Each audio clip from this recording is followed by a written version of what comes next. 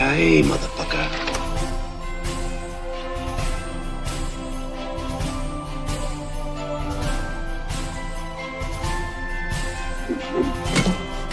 Ho, ho, ho. Merry Christmas! Merry Christmas, George! Merry Christmas, George!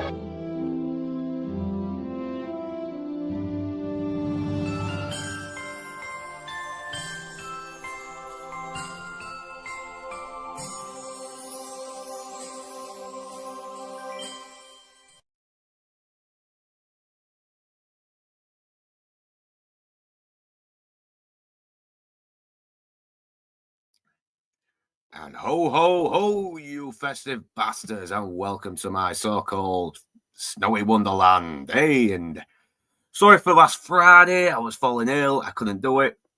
Thankfully, I feel a bit better. So I'm also glad that I still managed to get my regular guest back on, and they still had the time to jump on here.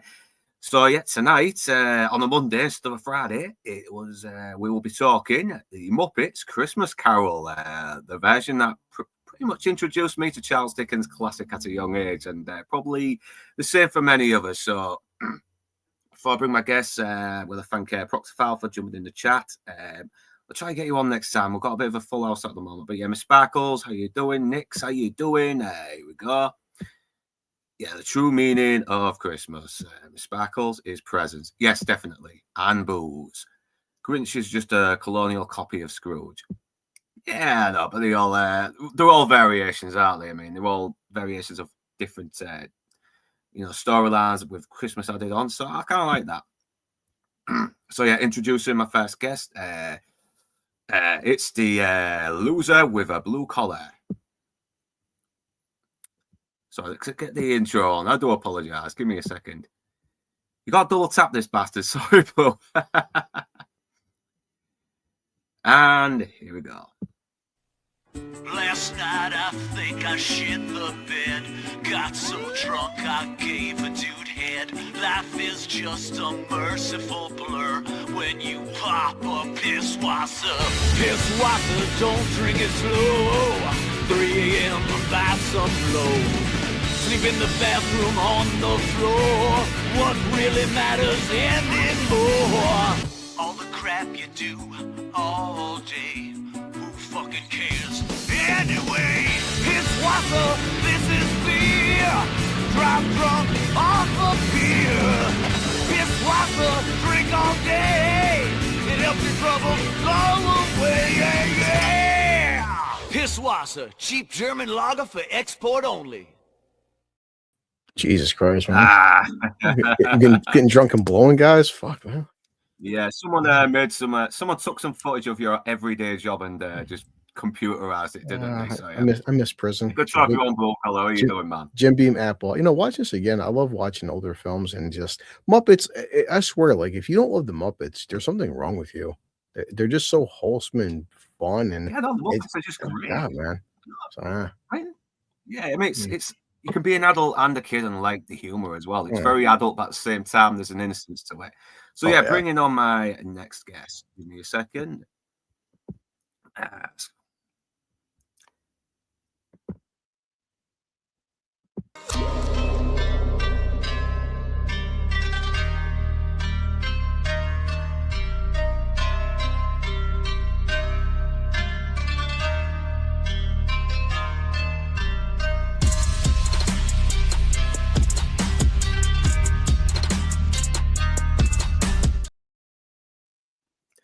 Hello, Richie Pierce. How you doing? I hope you liked your little intro there as well. Showcasing all your art. I really did, Rich? even though you just kind of, Can you hear me? Yeah, I can hear you now. Yeah, I do apologise. I had a delay, maybe. Sometimes it happens. So I'm glad to have you here as well. And sorry that I thought I told you last Friday. I do apologise, but I'm glad that you're here now and we can finally do this. And and we will get more into when everyone first came into knowledge of the Muppets Christmas Carol. Obviously, it's going to be an obvious no-brainer because the Muppets were everywhere with us at such a young age anyway. So I don't know if it might be necessary to ask. But anyway, on to our next guest. And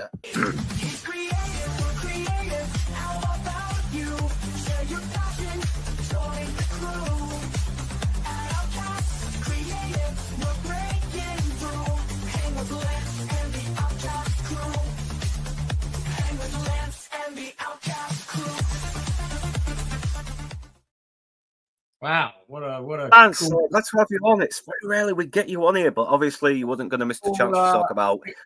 what a cool intro. That's a very Your cool favourite intro, man. I might have to borrow that for my own channel.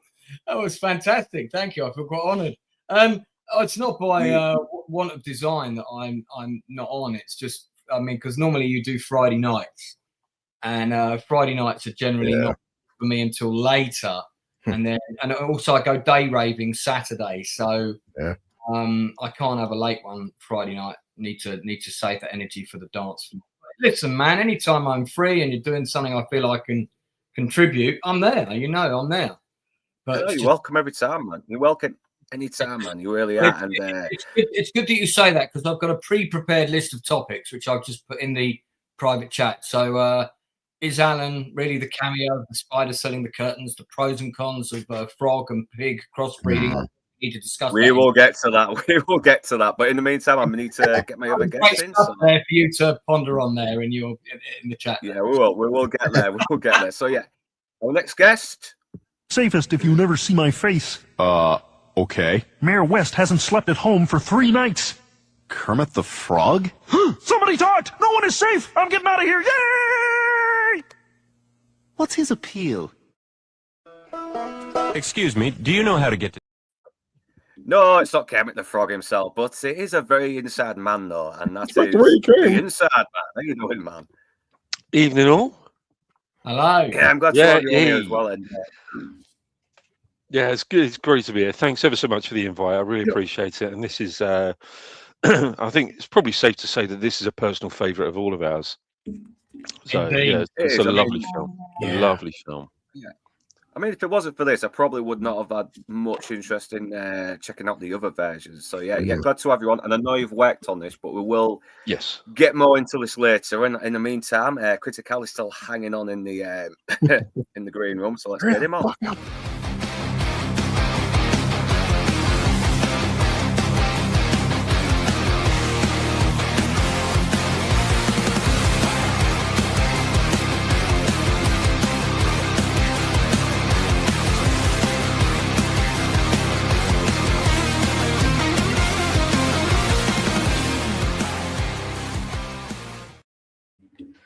Man, Hail the Spider Intro, Lord. How you doing, Critical? way better than mine. You all right?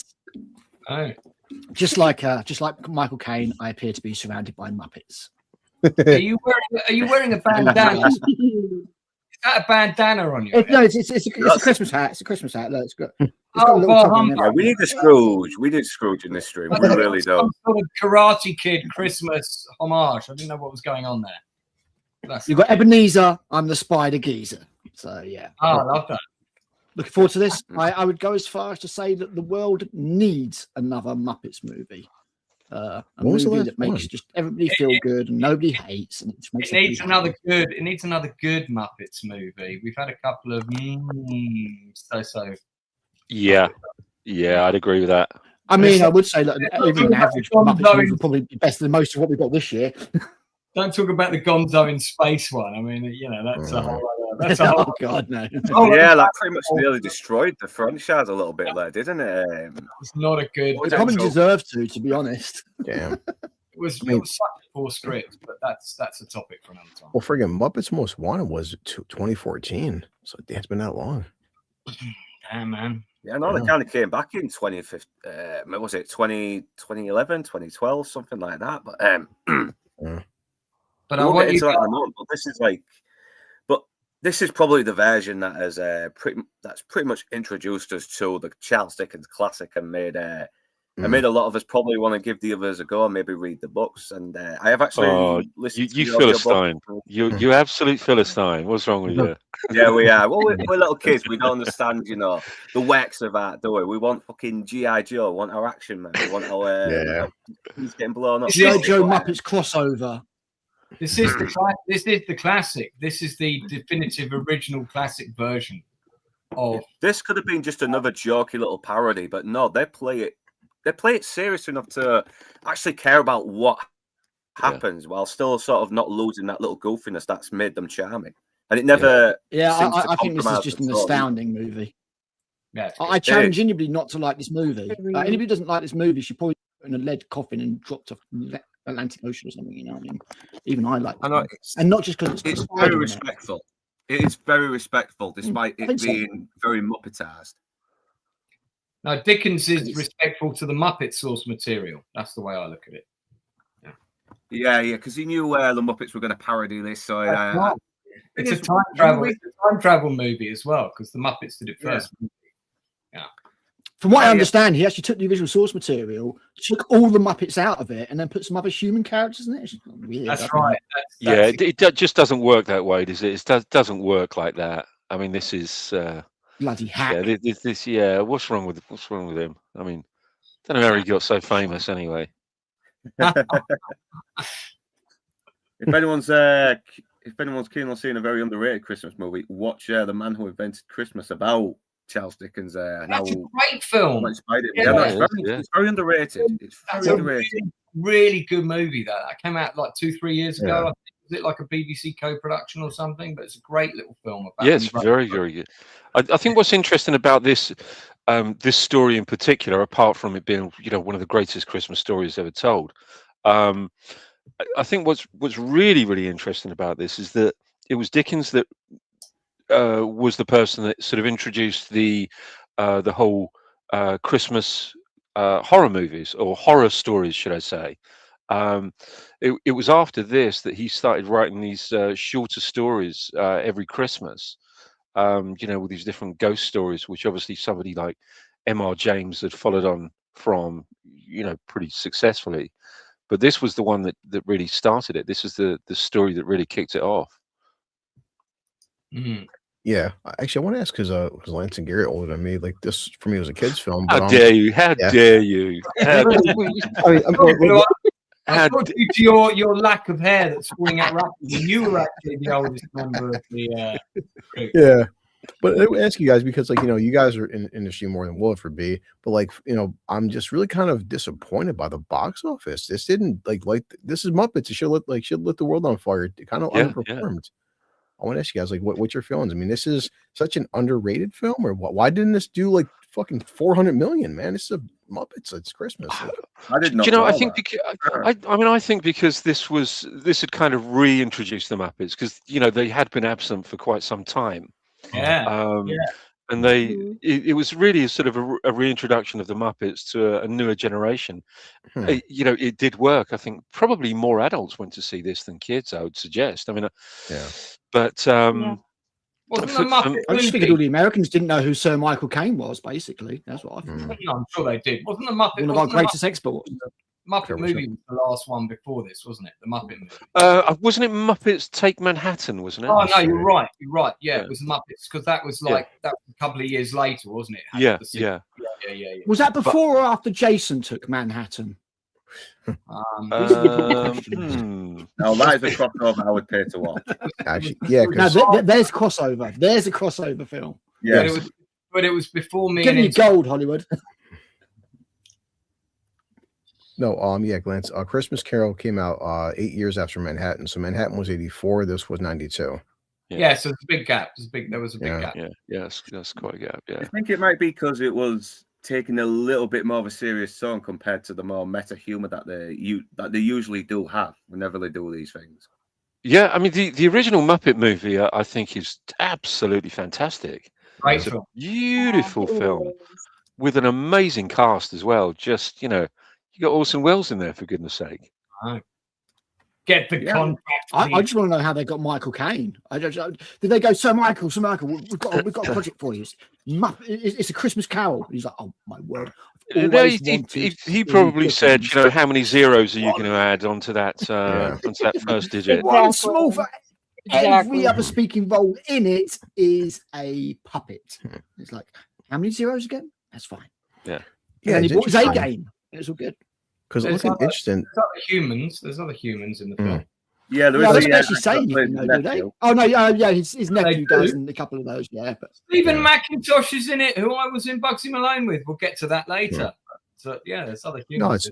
He plays the nephew. He plays Stephen McIntosh plays the nephew. Yeah, he's in Lock, Stock and Two Smoking Barrels as well, isn't he? He's in charge of the Wheat Factory. He played Dandy Dan 2 companies before me, and in his company was Catherine Zeta-Jones playing Tallulah. There you go. Yeah.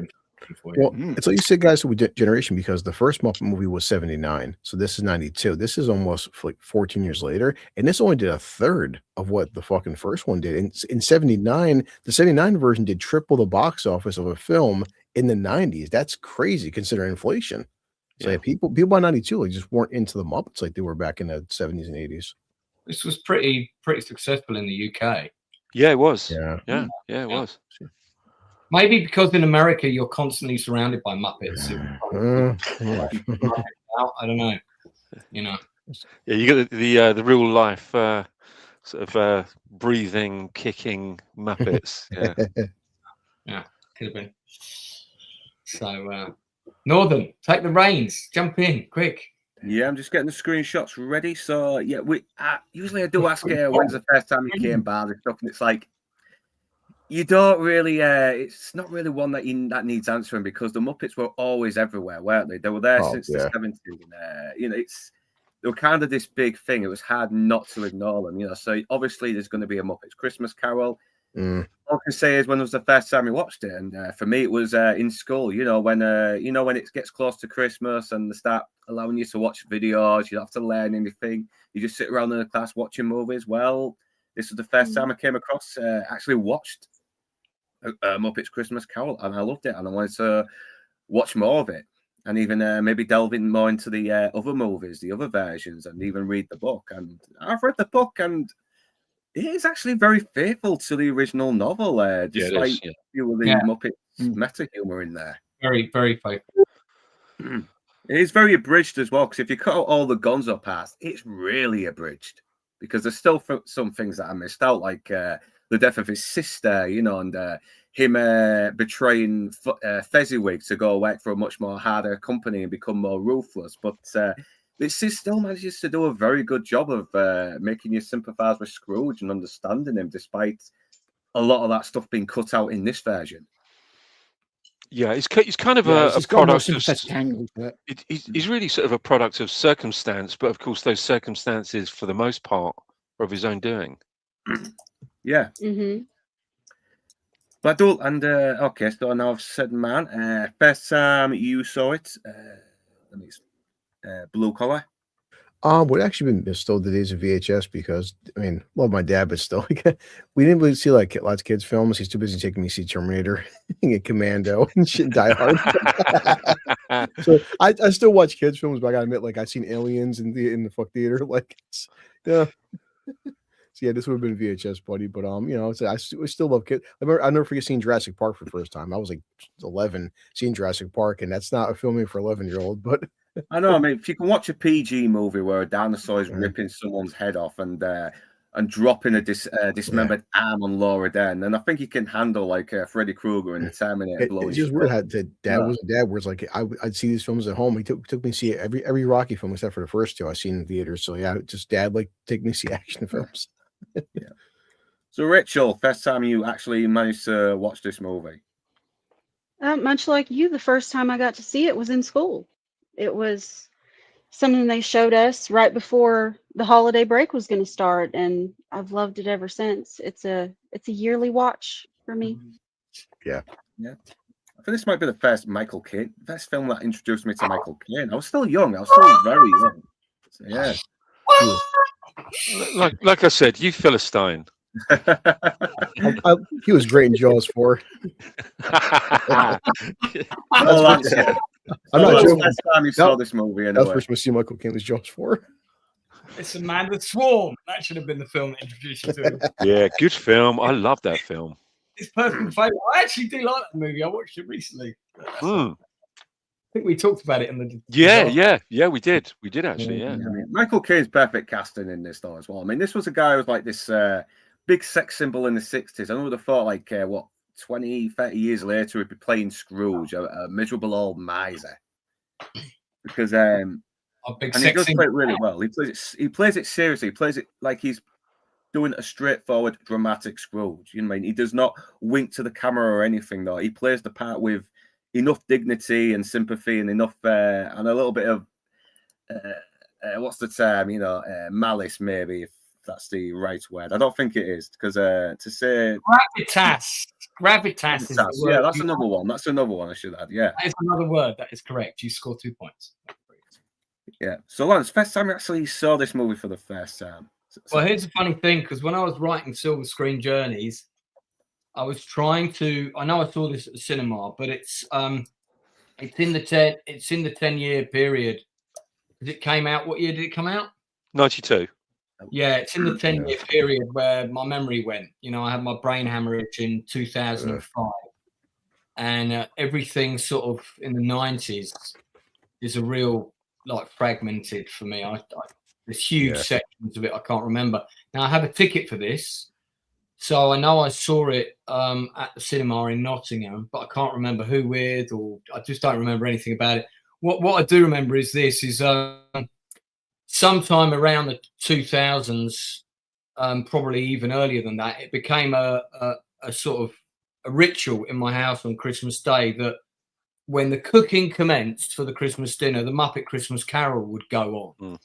And I would often invite people over. When I was married, we had the nieces over. So, of course, they would sit down and watch it and that kind of thing. And usually when the Muppet Christmas Carol had finished, it's about 20 minutes to go until the dinner's ready. And then the other thing that we did a couple of years running was we went to the Prince Charles and we went to the Muppet Christmas Carol sing-along.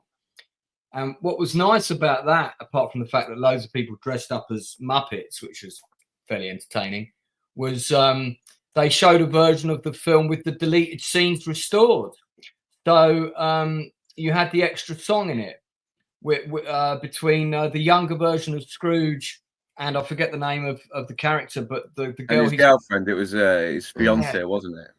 Yeah, he keeps putting off marrying her wonderful actress who played that role, and that version was in. There was that and a couple of other scenes that were in it. So I saw a version of it on the big screen later that I'd never seen before with the extra song, but it was a sing-along version. So we were all singing in the cinema along to the songs, which was, was a lot of fun. It really annoys me that they've taken it out again because, it just kind of makes Rizzo crying look a little bit over-dramatic.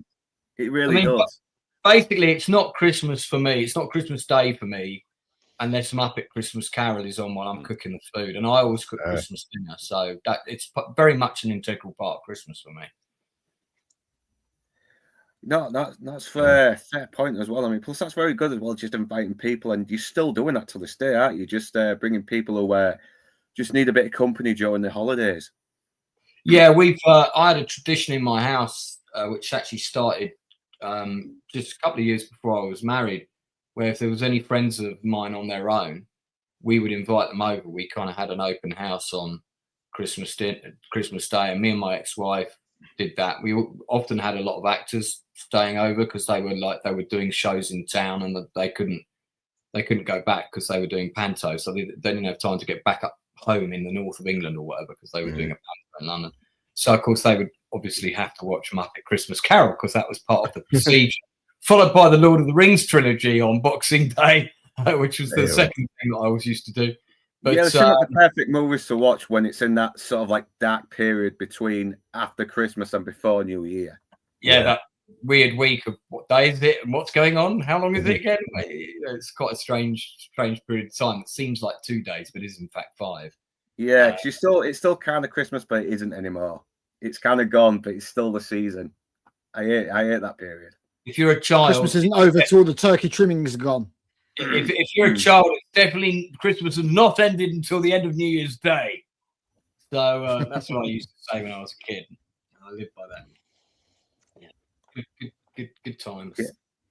I know. Well, I hope so, and I hope Christmas isn't too fucking lonesome or fucking depressing or anything, and you get some good people around your flat. No, I'm spending it. I've got my neighbours come in. And, we actually went out and bought all the Christmas dinner today. So we went to Marks and Spencer's food hall. So we got all the posh stuff for Christmas and a bottle of Bollinger as well. So Bollinger, Jesus Christ, that's fancy.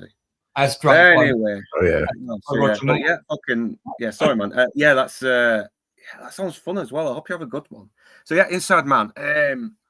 First time you saw this movie. I mean, you worked on this as well, didn't you? I did. I'll tell you what I'm going to do. I'm going to hand over to Rachel first, and I'm happy to go last. So I think Rachel's already told us anyway when she I first saw already this movie. So. oh, did you? Oh, right. Yeah. Okay. Yeah, Okay. Rachel's above. Well, if that's, I don't know. I must have been mentally absent then. I'm sorry. I'm It's sorry. okay. Okay. So the first time I saw it was on a crew screening, and at the end of it, everybody went absolutely wild. So it was such a well-received movie for anyone and everyone that worked on it. I think everybody thought, this is going to be absolutely enormous. So, but yeah, that was the first time I saw it, and that was Odeon Leicester Square. I think we had the crew screening. the big one, the big Odeon. Or the Yes, it West. was. Yeah, absolutely full house. Absolutely, it was completely rammed. I can imagine. Yeah, it was great. It was terrific. Really went down well. Did any of the Muppets? Thank you. Give us a minute, Lance. Horror Naz has just donated $5 American. So Merry Christmas, all. My husband and I watch this every year for Christmas. Kane playing it straight is fantastic. Yeah, thank you very much. I am very grateful, and I hope you have a Merry Christmas too. A very horrific Christmas, I should say. So, yeah. I think it's funny that that's actually quite an interesting comment, and it does follow on what I think most of us have, or most of the people that have gone before me have actually said, and that is that there is something very ritualistic about this movie. It has become, a Christmas ritual for so many people. Yeah. I mean, we all have those little Christmas rituals that we sort of go through year on year, but this is one that seems to be coming back more and more. I personally get it. I absolutely get it, but I don't understand why it's starting to build more and more momentum. Maybe it's because the children's movies and the family movies just aren't quite there anymor. Kids movies don't remember how to be kids movies anymore. They're too. I mean, it's too ideologically driven. Compromised as well because it's driven. It's Driven because is the it's a better classic. way to be honest. But also, I think classics endure. Yeah, but this is also it's got an incredible balance, isn't it? There's a lot of pathos in it, as there is in the original book. I think it's a beautiful looking film. I think Brian Henson as a director, he absolutely, great. He do you think he absolutely did his father proud directing this. He really did. Yes. I know this was like the film that was it Jim Henson had died before this movie was released? Yes, he had. Not long. It wasn't that long. Yeah, the memory, the memoriam bit is dedicated to Jim Henson. Yeah, with Kermit the Frog saying life is Well, I'll get to that later anyway, but yeah, it is really good. I mean, the sets are everything. It looks really busy. It looks very alive. This Muppet Victorian London looks very alive and very vibrant, and it's still got a very gritty look to it as well. Like it still looks like a little bit decrepit, like everything was back in those days, and they've captured that look as well. It almost looks like if the Muppets were a real thing in an alternative timeline in history, this is what Victoria Muppet London would look like. And I really how do you know they're not a real thing in alternative time? I mean, Alan and I may have travelled there in his Fundalictic travel machine, possibly. Yeah, you're gonna have to do a stream on that. Or have you already done that already? We are going to do a stream on that, but it's going to be in the other timeline, watched by the Muppets, because we haven't got the That's it, exactly. You'll need to, don't have the rights to do it this timeline yet, but we'll see what we can do. Yeah. Oh yeah, Critical. First time you saw this movie, I do apologise. Yeah, so I figured you'd forget me, so I was just waiting. I knew it'd come back to you eventually. I actually saw this in the cinema the day it came out. I've seen it in the cinema a number of times since. This was not the film that introduced me to Michael Caine, or to give him his full name, Morris Joseph Micklewhite. Because my dad loved films like Zulu and The Man Who Be King. So that was how I first saw Michael Caine. But I loved this when I was a kid, even though I was 13 when this came out, and I should have been at the age where I was just like, nah, it's stupid and kiddie. Loved it. Thought it was brilliant. Already had an appreciation for movies through my dad, and just knew that this was just a great film. I will just say, Al, I will just say, Al, you look far younger than your years, to be honest with you. And most people do say that. It's the spiders that keep him young, and that's what it is. Venom. That's what it is. Spider Venom's actually anti-aging juice. I'm just keeping it all to myself. He looks much older in the scene in the movie when he's selling the person. Yeah, true. Well, there's the power of makeup, that is, isn't it? But yeah, I saw it at the cinema. I'm also one of those people that will watch this any Christmas, most Christmases. I'm not sure if we get it on every single Christmas, but if it's on at the cinema, I'd go and see it at the cinema. It's always absolutely packed there. Everybody's having a great time. It's one of those films I don't mind being surrounded by people for, because it's an experience. Oh, in London, when they show it in London, they do about 20 screenings, minimum 20 screenings of it. Really? Wow.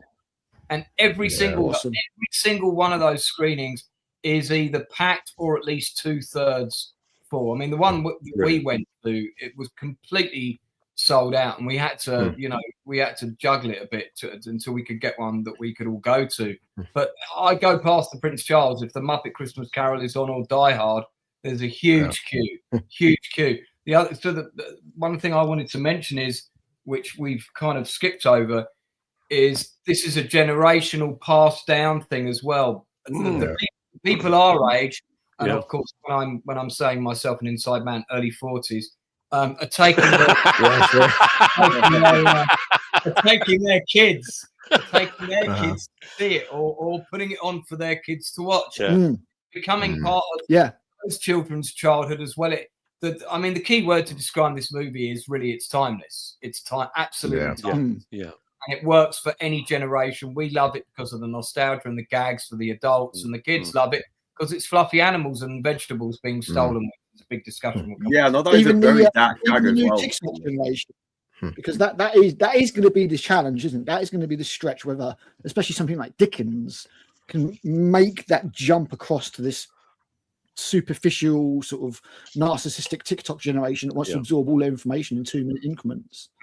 So it's popular to us, and maybe sort of our children who are a bit older now. But I'm wondering if it's going to be able to make that generation jump again. But it's just tested for its enduring quality. It's interesting. I think it's a really interesting point to say that this is, it's a really quite a lovely way of making Dickens quite accessible for children. And as Northern had said, the fact that this was how he was introduced to Dickens, but isn't that really what movies should be doing? Say, for example, if we have a Second World War movie, or a First World War movie, or a period piece, it should sort of spark the interest of the viewer and make them want to go out and learn more about the subject matter, or maybe its source material. And this, I think, has done its job with aplomb. I know, and it starts off. I would have welcomed other Dickens adaptations of these, I mean, it does do a good job of sucking you in as well by having Gonzo play Charles Dickens himself. And they do play on the fact that he's hanging out with a rat, and Rizzo's basically the same character. He's not a version of any of the Dickens characters or anything. And while I'm on the subject, all the fucking Muppet characters are well cast as these as the Christmas Carol characters. I mean, Kermit the Frog, perfect as Bob Cratchit. Fozzie perfect as Fozzie the Bear, perfect as Fezziwig, or Fozziewig as we should say, because that's what they call them. And it's the best casting you can. I mean, having these Muppets. The eagle is a good one. The eagle is the teacher. Was the headmaster. Yeah, I mean that's good casting because he is a very stern, sort of uptight kind of character, isn't he? And he is a British way. I have to But admit, that's the good thing with the Muppets is you've got those amount of different characters and personalities that can fit into these various roles. You know? Yeah, I would love to see their audition tapes. Each of these. Yeah. I want to see him auditioning with Michael Caine. That's what I want to see. I want to see the outtakes. But actually, going back to something that you said, Al, they should adapt all of the Dickens novels into Muppet stories. I'd really like to see the Mystery of Edwin Drood adapted. So I would love to see some Muppets in an opium den. Jesus. Yes. You went really dark with that. Quickly there. Put that down to Al. That's Al.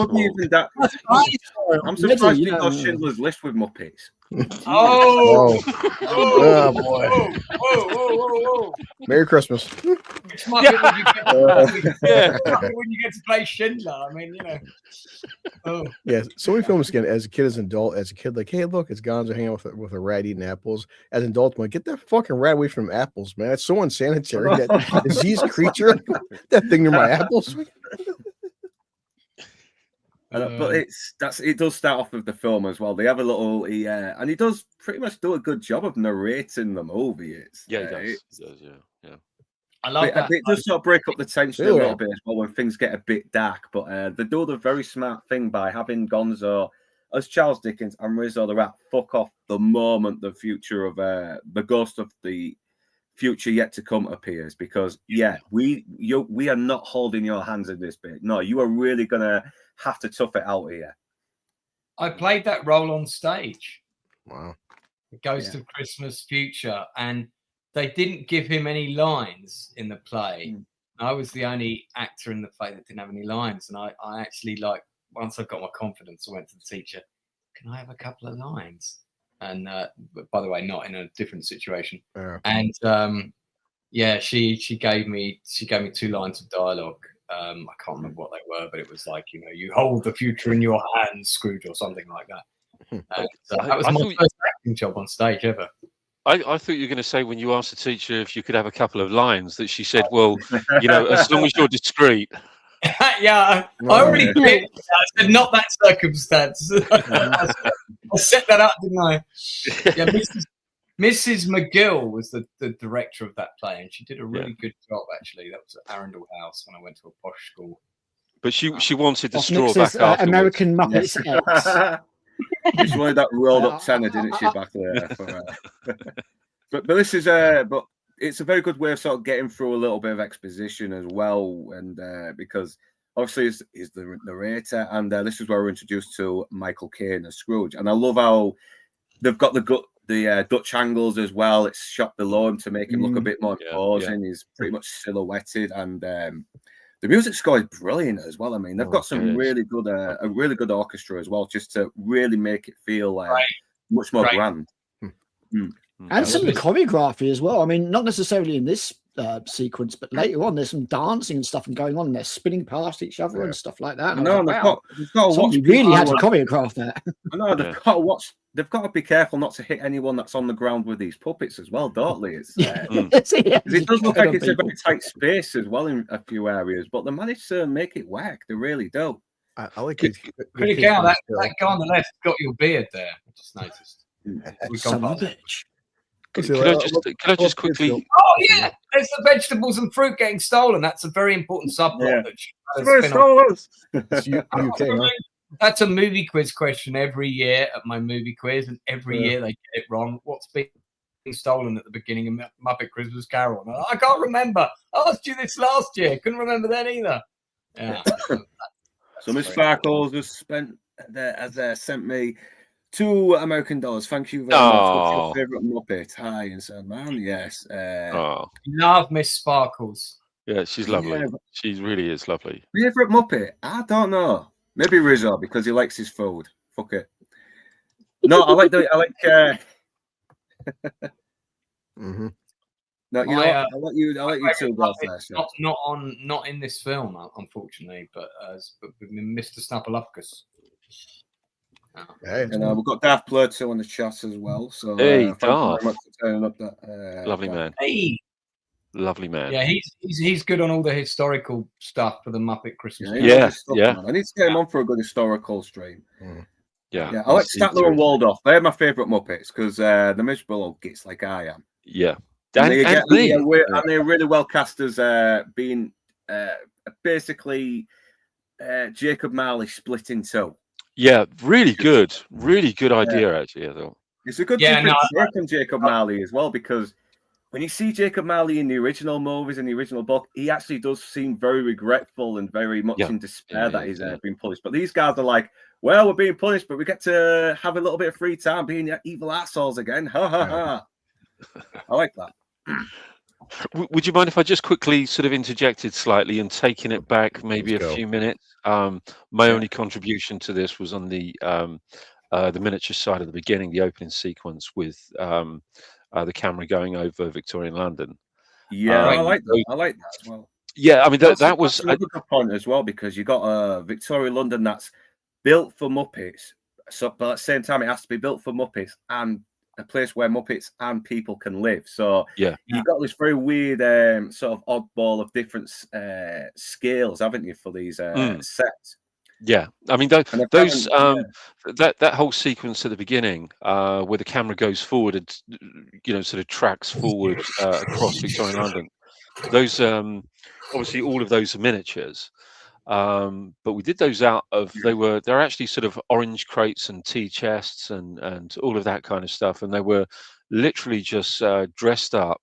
What we did was we had all the various components that we had sculpted and molded, and then we cast them from silicon molds. So they were just sort of cast in resin, these little pieces that were just stuck and sort of clad to the fronts of these tea chests and orange crates.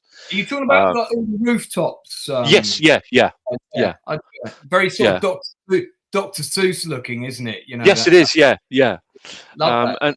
I mean, there were, I mean, when we actually put them together and everything, they kind of looked okay. But it was really down to the guys who did the paint job on them, who painted them up, that really textured them and brought them to life. And they ended up being incredibly beautiful pieces, but far bigger than you might think they were. So this was actually done on a whole stage with a backdrop behind it. I believe the shot was done in reverse. It was a motion controlled camera. That was so it was on a camera on a jib that would actually pull back rather than pull in. So as it was pulling back, we were all putting all of the crates and everything back into position where it would be, rather than taking them out as the camera moves forward. It was far easier to put them in situ rather than take them out of situ.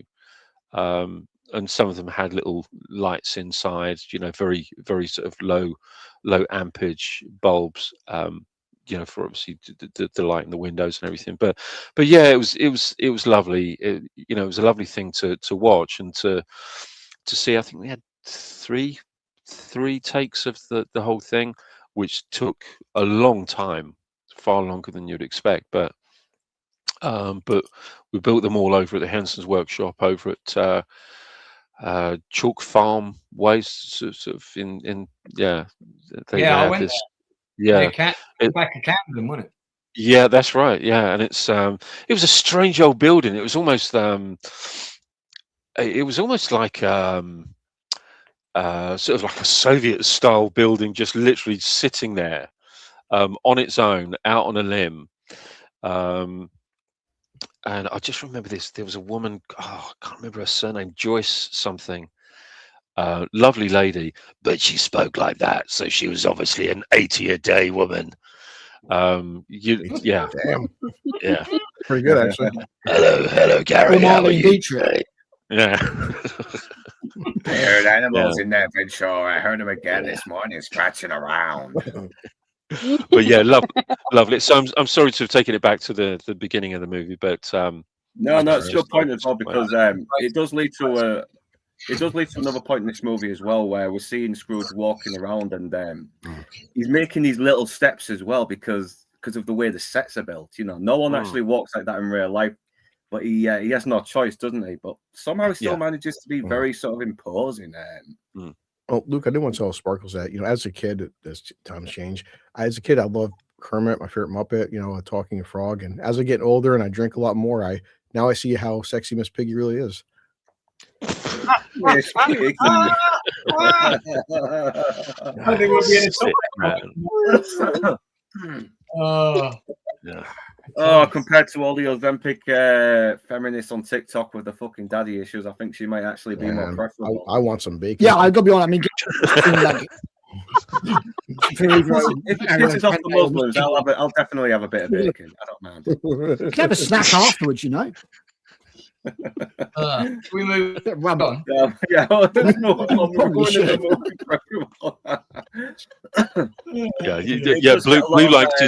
Blue likes his bacon heavily salted. More like marinated. Minge marinade. God. So, as we carry on discussing this children's film, yeah,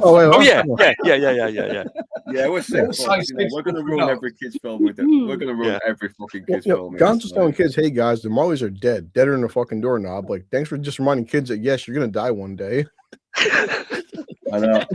It's exposition, isn't it? It's like they already did that on Sesame Street. They had a whole episode devoted to death when Mr. God. So there you go. I blocked that one out. Actually, get it out of the way early. Preferably like their first birthday or something. Talking of that, is there anyone that it's a question that I've been really been dying to ask absolutely everyone. Can you tell me how to get to Sesame Street? About 10 more ideas, Gary. See, nobody knows. Again, well, you may have to stick your phone. I knew.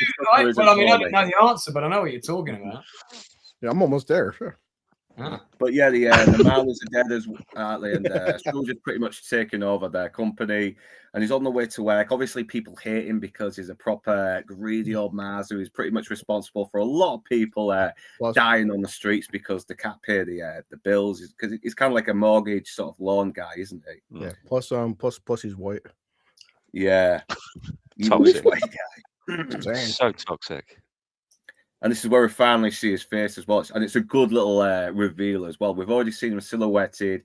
We've seen mostly shots that have covered up his face, and then we finally get a view of him as well. And it's a very good sort of like good stare as well. A very stern, cold, piercing stare that he's giving everyone. And everyone's just like, oh, no, we didn't say nothing. We're all right. We're off to get on with our lives, blah, blah, blah. And yeah, and he's trying to sort of like, Riz and Gonzo is pretty much trying to carry on with the story, but he can't see, so he uses Rizzo to fucking clean the windows, which is a very funny gag. And once again, yeah, good gag. Sort of, it gives the film a little bit of energy, doesn't it? So yeah, he's seen this guy who's pretty much trying to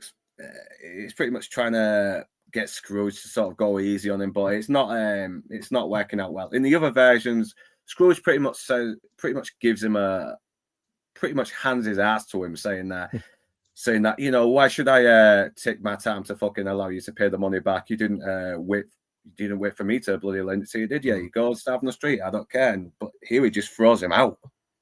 Oh, I'll do it too, Luke. Yeah, we're 6 minutes into film. We get our first musical, and just so. And it's like, thanks for not shouting at me.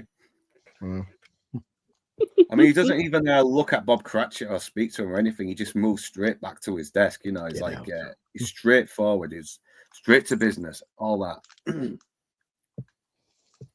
So obviously, a lot of people are asking for his help as well, for financial help, and obviously he's in for it as well because it means more money for him.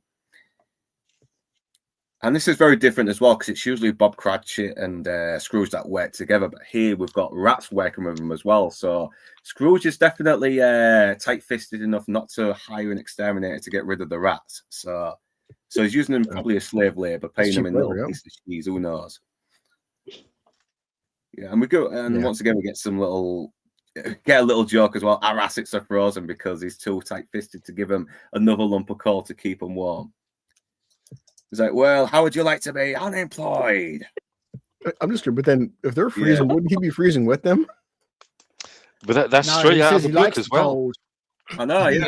Scrooge Right is out so of the book. cold he can handle the cold, while everyone else has to freeze. Although I don't think they broke into song and said, "This is an island in Yeah. the sun." Do you know, having read it again just recently, I was so disappointed they didn't have that bit in. Yeah, I know. Yeah, that was the editor's notes. Unfortunately, he said this might be, Right. you know, a little bit. Charles Dickens is taking that just moment. he's just so blasé, isn't he? He doesn't Yeah. have rats dancing around singing "This is my island in the sun." He Yeah. decided that Yeah, bit needed to be cut when he went back in time and wrote the book. So Yeah, I mean, this is the thing, because we're watching a movie that has practically had lines recited over and over again by actors before this as well. And this Yeah, is, I mean, there's this been is- a and lot it's of a good versions thing of we've the got Christmas Carol now.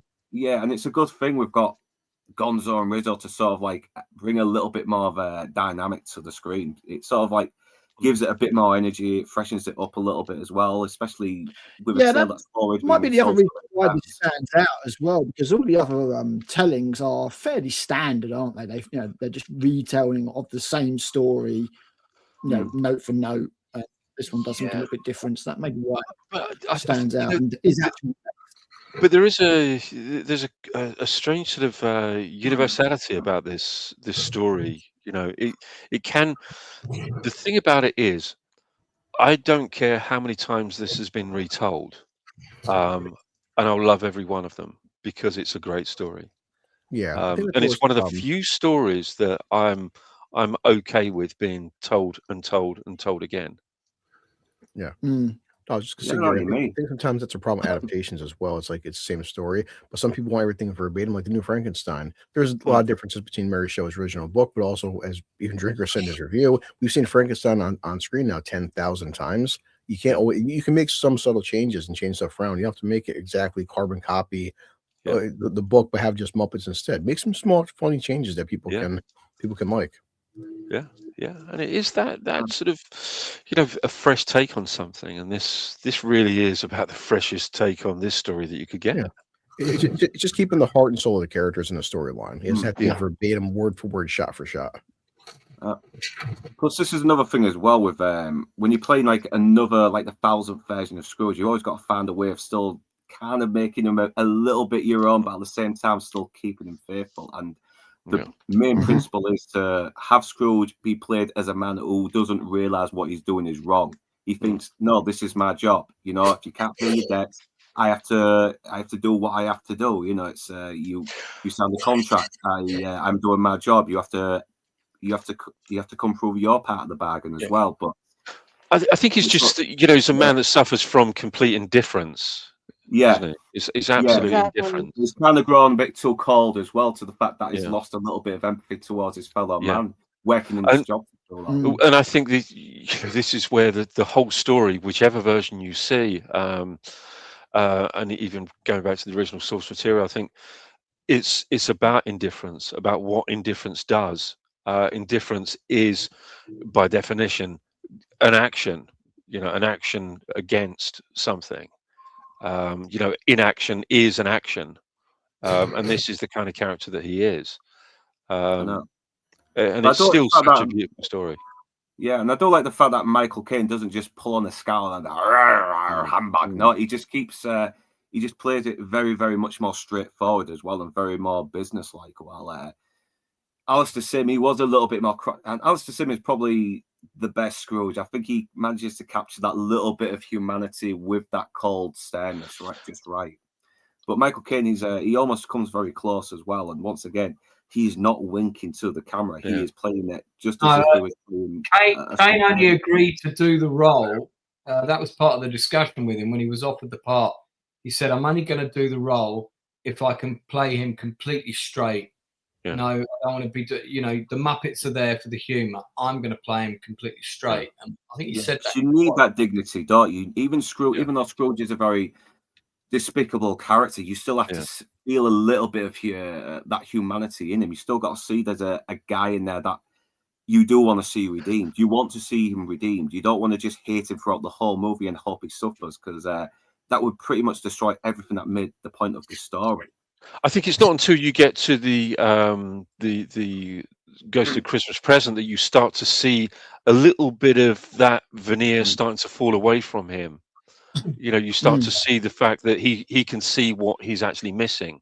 But I got to be honest, I do like the George C. Scott version. I think George C. Scott was That's another good version. just fantastic.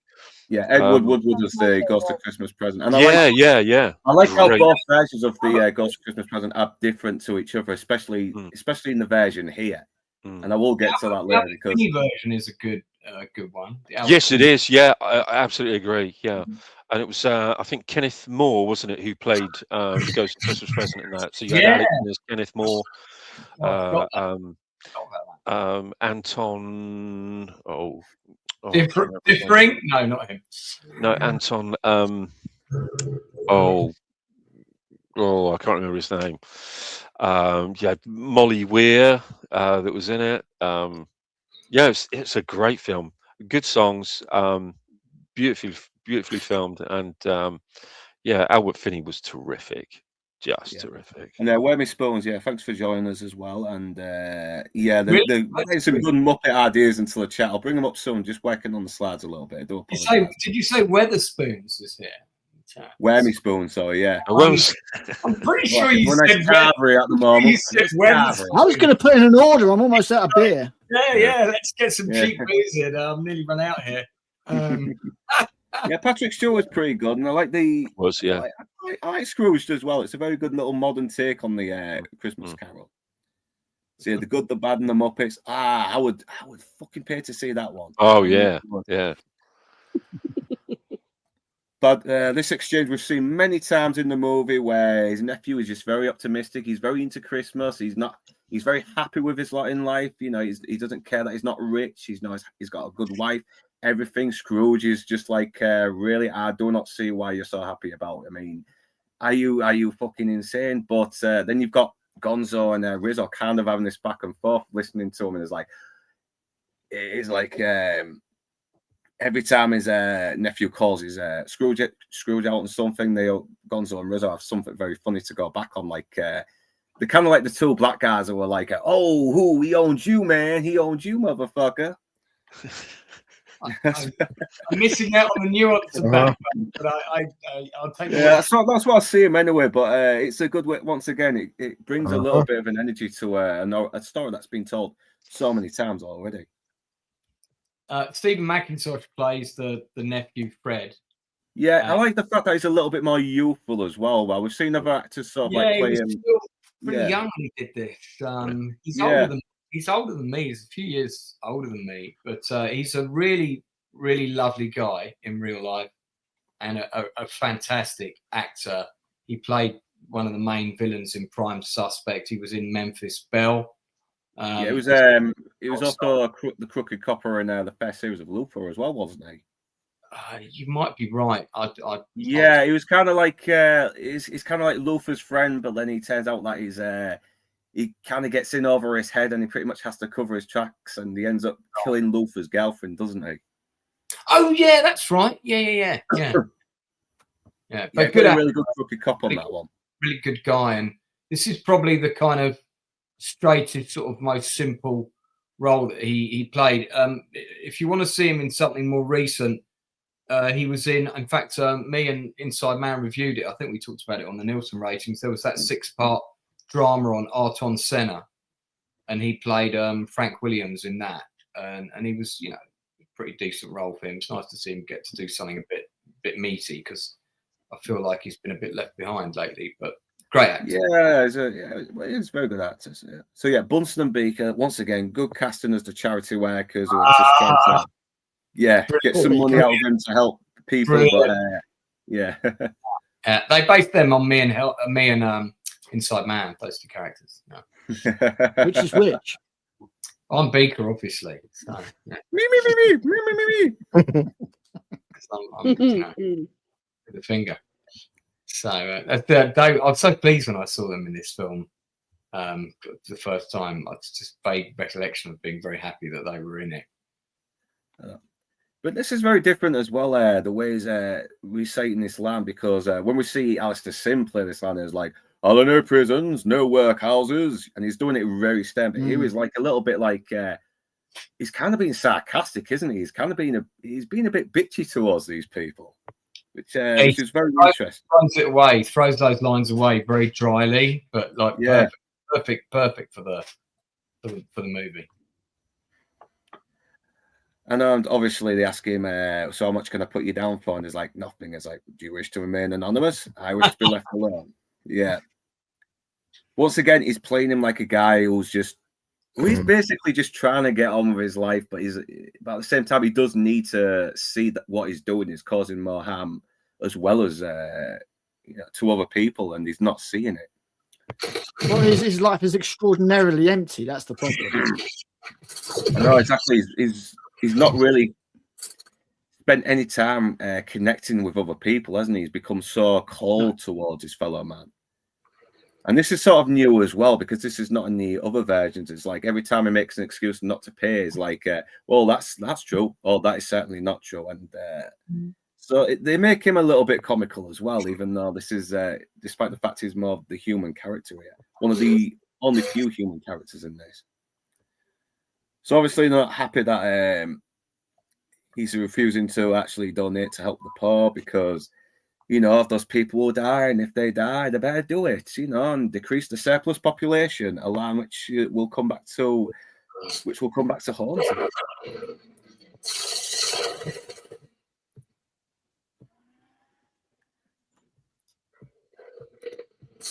There he throws them out, they're pissed off, and then we get this really, really annoyingly cute rabbit, which the people who made this really hated, apparently. They hated how incredibly cute he was, so they thought, you know what, let's have bad things happen to him. Let's have Scrooge close the door on him, then throw a reef at him, and have him freeze to death later on. Jesus. It looks amazingly kickable. Yeah. So the boy, I'm curious, in the original adaptation, because this is the boy that ends up going to buy the big fat turkey and all that. In the original adaptation, does he freeze to death? No, he don't freeze to death, does he? It's I'm joking. He shows up at the end, doesn't he? Really, I'm kind of taking the piss a little bit, but no, but that got added in various adaptations of this. You see the same guy get frozen to death in Scrooge with Bill Murray. Yeah, the homeless guy who also made the gadgets for Tango and Cash. Yeah. What's from Bonnie and Clyde, and then obviously the rabbit gets frozen to death here, and I don't remember that being in the original novel. Inside Man, you've read it recently, so you probably have a better idea. I'm out having a snack. I'm not in it or not. Yeah. Message after the beep. Is he still here? Is he still here, Inside Man? He's gone for another 2. I miss the 90s too. People didn't have to work on Christmas. Now I'm so used to working Christmas Day because everyone's so broke. But yeah, this whole sir, get the Christmas off. I know, and to him, Christmas is just another day, isn't it? It's like, well, what's the point of taking the day off when there's so much work to be done? Because once again, that's him.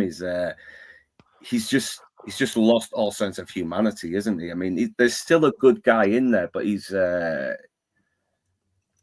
kind of forgotten about that. I mean, and he's pretty much. But this scene does actually show that Scrooge still has some humanity in him. Though it's like that little hint that shows okay, there is something in there that's not all bad. And Kermit the Frog actually does kind of give a good excuse. It's like, listen, it's Christmas. I mean, there's not going to be much work anyway, so what's the point? Appeals to his material side. Yeah, we're going to be saving coal. My God.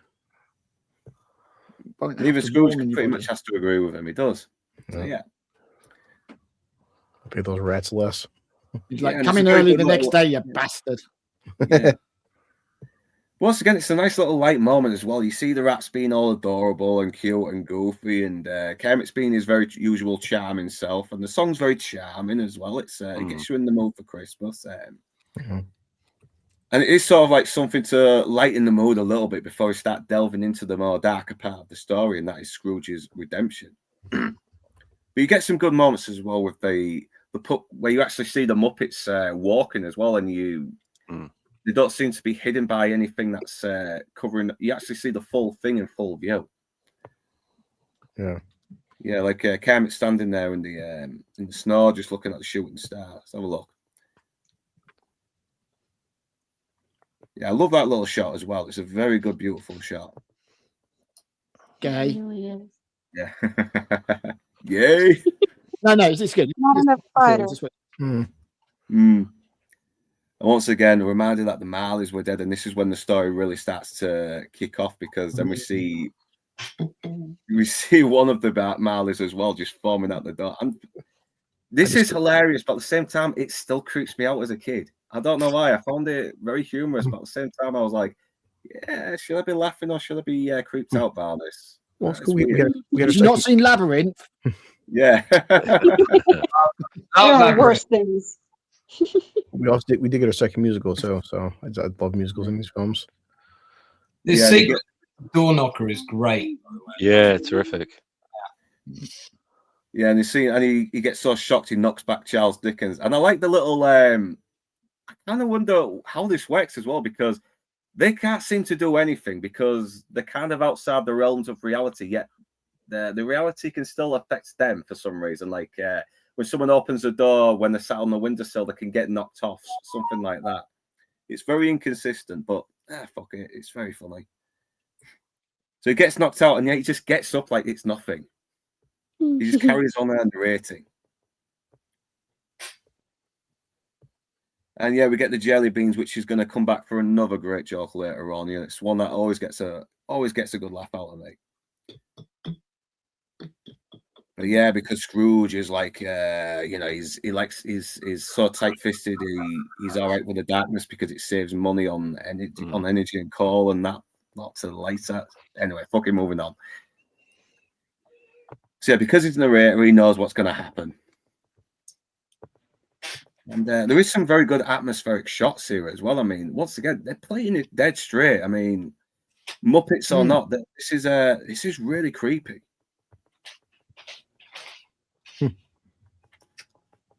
It's a kid's film. Yeah, it's a good atmospheric film. And then this sequence in particular has been in pretty much, I imagine I'm not seeing every adaptation, but I would think every adaptation, the famous "there's more of the gravy than of the grave" about you. Yeah. I like the fact that so many different actors now. Yeah, and this here's a very good take on Jacob Marley by having Statler and Waldorf play him as two brothers, two twins, or whatever, who have somehow died at the same time. Yeah. I like the fact that one of them's. I like that one of them's called Robert as well. Yeah, good old Bob Marley in there. Bob Marley, yeah. We're jamming. Yeah. Like that's how I like my donuts. Yeah. We're jamming. Get it? Yeah. I like the fact they laugh at his gravier than a grave joke. While there's like, that's a terrible pun. Where did you get? But apparently not your donut joke inside, man. I mean, yeah. No, apparently not. I think Rachel laughed. So, yeah. Props to Rachel. Bless her heart. I got it. Yeah. I like cream my donuts. Yeah. I like that, and I can't believe I missed this line until I started doing these slides. But it's like, please leave the joke to the bears, and I was like, yeah, that's actually a very good self because for later on. The Three Bears. Yeah.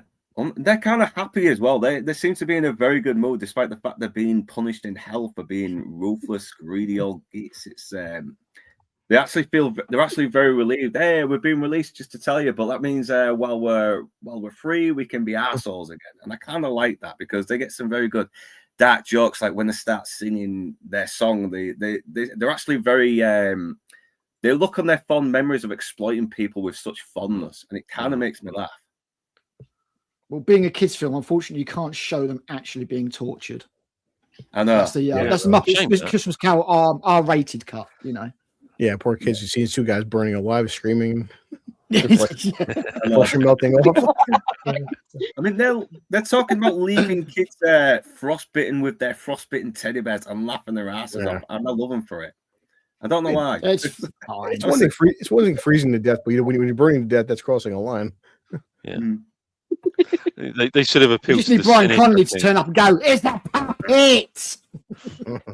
They do appeal to the cynic, I think, in most adults. I know. Yeah, because usually Jacob Marley is always he actually does seem very, very regretful of all the evil things he has done in his past. But these two are just happy just to be out again for a little bit, even if it's just for a few minutes. But they still have to warn him, don't they, that if he doesn't redeem himself, they're going to be bound by the baggages of his sins and all the bad stuff he's done, just like they are. And this is where I tell him that he's going to be haunted by 3 ghosts, and that they're going to come the moment the first one will arrive, the moment the bell strikes 1. And they're not smiling anymore because now the chains are starting to wrap around them, and they're actually starting to lose the smiles now and actually remember the responsibilities. So so once again he is alone, and he's lost his jelly beans, but it turns out they're in his pocket all along. So Rizzo's definitely going to be this pain in the ass Charles Dickens has to hang out with. And we got this great gag as well. I mean, come on. He goes through all this fucking trouble. He hates heights. He nearly breaks his neck falling down when all he had to do was just go in and out through the gaps, and that's it. Yeah. That's excuse me. That's the character, isn't it, in Midnight Cowboy, Ratso Rizzo? Yeah, I could definitely see that how Dustin Hoffman has influenced him. Yeah, so obviously he's sleeping, waiting for the ghost. They're trying to get in. They're getting ready to wait for the ghost. He's like wondering why he got this rope. And I like this take on the cracking capture there. That should have been the thumbnail. That one of Michael Caine there, brilliant. Yeah. And for some reason he gets to be the guy who summons the ghost as well as being the narrator. But this is a good take as well on the Ghost of Christmas Past, because I don't know. I don't think in the book the Ghost of Christmas Past was written as this very childlike little creature. I know it was someone with a very, very light voice, but yeah, that's right. It's actually quite ambiguous. Was genuinely the most freaky thing in the entire film. It was as well. It looks like really was unsettling. Like a fetus, doesn't it? It looks like a fetus in a way with hair. Oh God, a doll fetus. It's hideous. For some reason. But I like that as well because, the past, the past has an innocence to it, doesn't it? We always look towards the past with some kind of naivety and innocence, and it's all encapsulated in this ghost's face. Yeah, man. As a kid, this is kind of scary and terrifying. As an adult, I would have grabbed a shotgun. I know. God spirit. You got a flying ginger baby talking to you. Come on. Exactly. I mean, for a start, it's ginger. It's got no soul. Kill it. Someone call Ash. But I like how Scrooge is a little bit like. I think he almost finds it a little bit endearing. It's like, but you're just a child. He almost finds her a little bit adorable. But this is where balls. I know. Yeah, There's it must be that Philistines, gravy of a grave. But now she tells him that she's going to take him out to the past, so they're going to fly, and he's going to be Lois Lane, and she's going to be Superman. So here we go.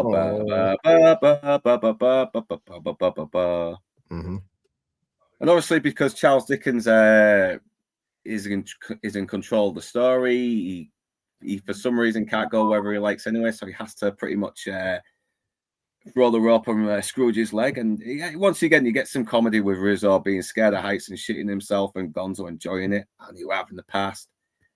And even though the shadows of the past, Gonzo and Rizzo can still be attacked by cats from the past. It's very confusing anyway, but so Scrooge Sadly, Muppets laws of physics apply, not normal. Yeah, it's weird. Yeah, it's weird. I suppose it's that kind of animals have that sort of second sight. That's that sort of intuition for the supernatural. Yeah, they can see the narrator from the future. Like in Good Boy, where he can see the ghosts and stuff. Yeah. There you go. Yeah, Good Boy has kind of made this a bit better now. So. I don't like how Scrooge kind of gets a Good little boys, bit. the justification that this film was waiting for 33 years. Yeah. Did we lose Rachel? It all makes sense now. No, Rachel's still here, I think. Is she? Oh no, we've lost her. Oh, no. Early. No, we haven't lost Rachel. Oh, Oh, dear. sorry. Just in time for her cameo as the ghost of Christmas Park. Oh, jeez. One of the kitties must have done Oh, something. yeah. It's just, She can't appear in two places at once. She can only let's have appear a on look. the I think she's screen. back in a minute. Yeah, she just needs to have. I just say sorry about that. Hope you're all right, Rich. Are you okay? Yeah, I'm fine. Just had How long were you A back phone there call. before he noticed? about 5 minutes. Oh shit! Sorry about that. Because I'm working on one screen at the moment, so I can't really see properly. I do apologise. Honestly, these YouTube hosts—they're terrible, aren't they? I don't know why. I'd never go on with some of these people. For goodness' sake. Yeah, this is why I need To be get fair, it's proper- not the observant Northern English bastard. It's just a Northern English bastard. So Yeah. But we love him. We do not know that word up in these walls. So I do like the fact that Scrooge starts to sort of lighten up a bit as well, because he's always been a bit stern and cold, but he's like, oh my god, these are all my friends. Hello, boys. Hello. He starts becoming a little bit more what's the term? Merry, for lack of a better word. But then he realizes that they can't hear him because, you know, these are just shadows of the past. And I do like this little shot as well. These like Muppetized statues of these philosophers and writers, and then we come to Gonzo and Rizzo. I don't know, it just makes me laugh. But yeah, you can really see all those fond memories just coming back to him as well. All those, memories that he's not thought of in a long time. You know, the sights, the smells, the look, everything. Just those little details just coming back to him. Reawakening the child within. It's some really good stuff by Kane as well. I've got to say, he's really selling it. Yeah, I know. Agreed. Yeah, once again, humanizing him just enough to still make you want to see him redeem himself, despite the fact you've seen this guy pretty much allow his workers to freeze in the cold and tell his charity workers to fuck off just to save a few pennies. Yeah, and that's what all good Christmas Carol versions should do. You know, show Scrooge to be this arsehole, but still see there's a side to him that makes you want to see him redeem himself. yeah. You know, and that sort of redemption really comes in introducing him to having a sense of perspective, as well as, you know, not just the empathy. You know, it's perspective. The thing is, he starts to realise what he's lost, and he's always been blocking it off. So he knows what happened. You know, he's not forgotten any of it, but he's shut himself off from his emotions and kind of tried to lose himself in his work, and that's just resulted in him being the man he is, unfortunately. Yeah, he's forgotten who Took he a moment was. of self-reflection. He could probably save himself. No, because sometimes we move on with life and we forget some of the things in the past that made us life worth living, doesn't it? It's just one of those things. Sometimes you just need some spirits to get you through. Blue knows what I'm talking about. No. He's also kind of looking back at a life that's not pretty much there. been wasted, not enjoying his childhood. He's never had a proper childhood. Hanging out with friends, just being young and stupid for a little bit. See, Blue's one is the ghost of Applejack. That's what it is. Yeah, exactly. Yeah. That's the one spirit that will give him a sense of perspective and empathy and bring him back to humanity again. There's that great line that Michael Caine has. I think it's actually a line from the book where he says, shall we look at the spirit says, shall we look at some other childhoods? And he says they're all pretty much the same. And the way he says that line, it's got real weight to it if you listen to the emotion, the forlorn things of things lost, you know, and can't be regained. Beautifully sold. Yeah, and you know, it's funny, all the different versions of this, they all retain excuse me, they all retain that you know, that beauty of language. You know, they might be paraphrasing the original source material at times, but they all retain that because it's the heart of the story, isn't it?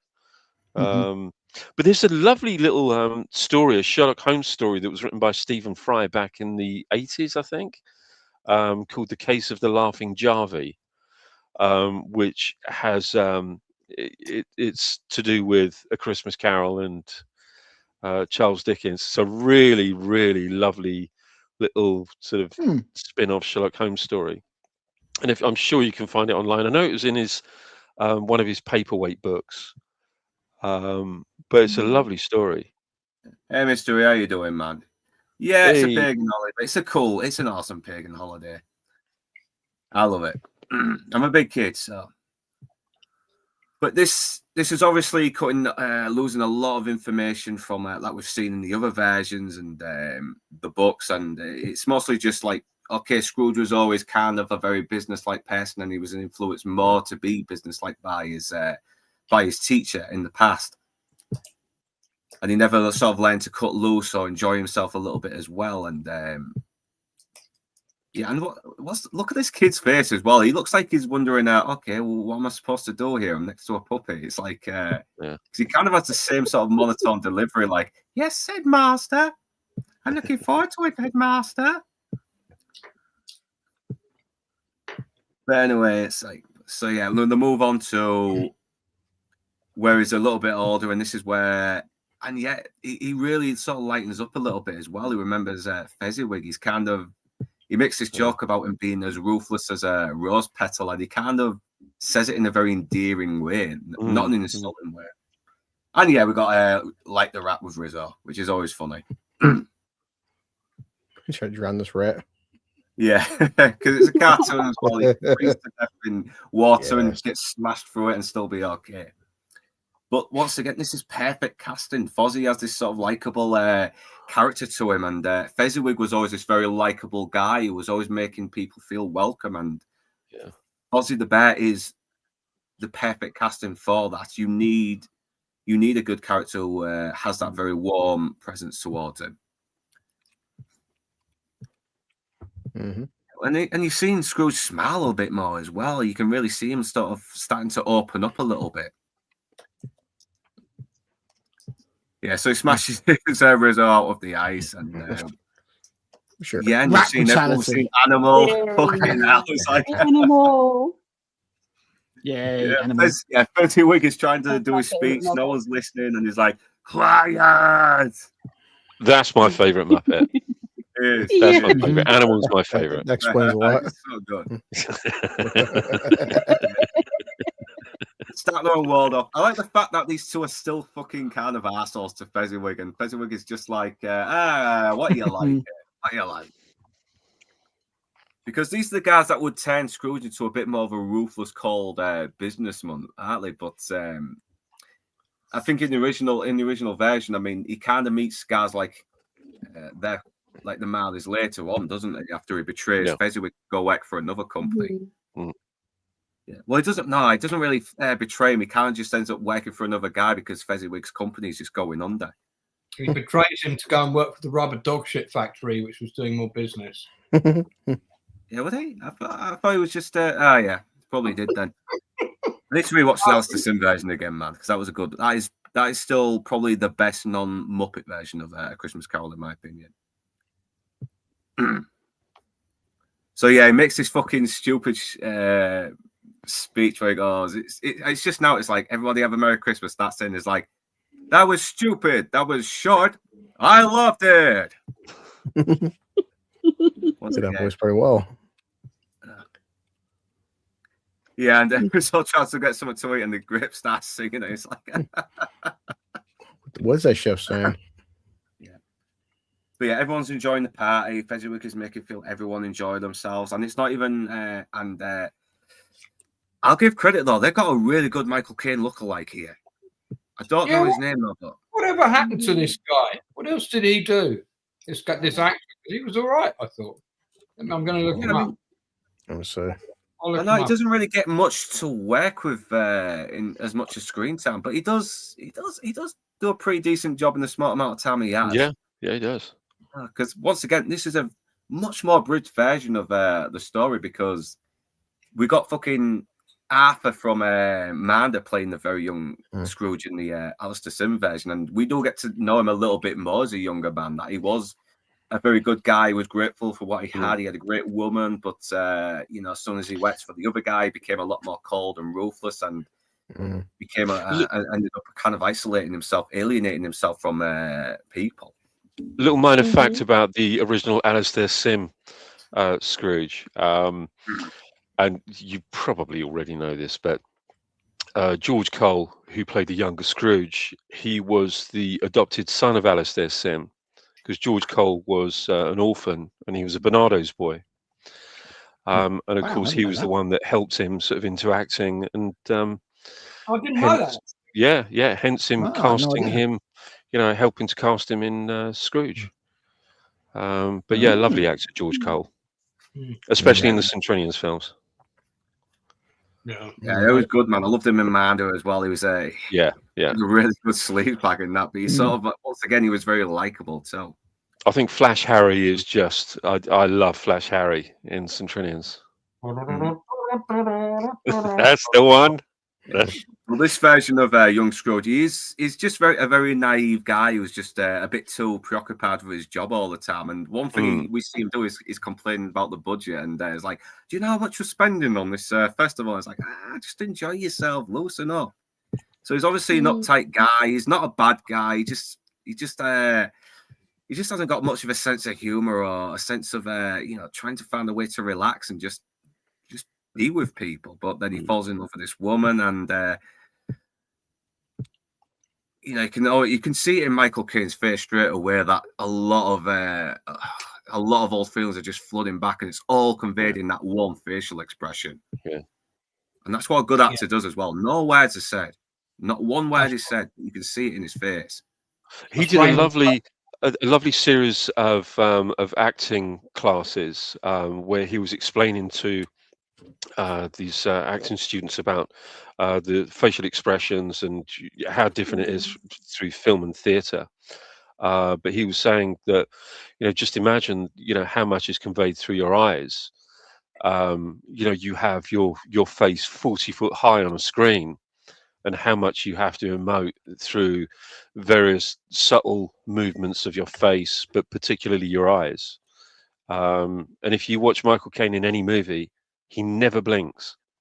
He never, ever blinks.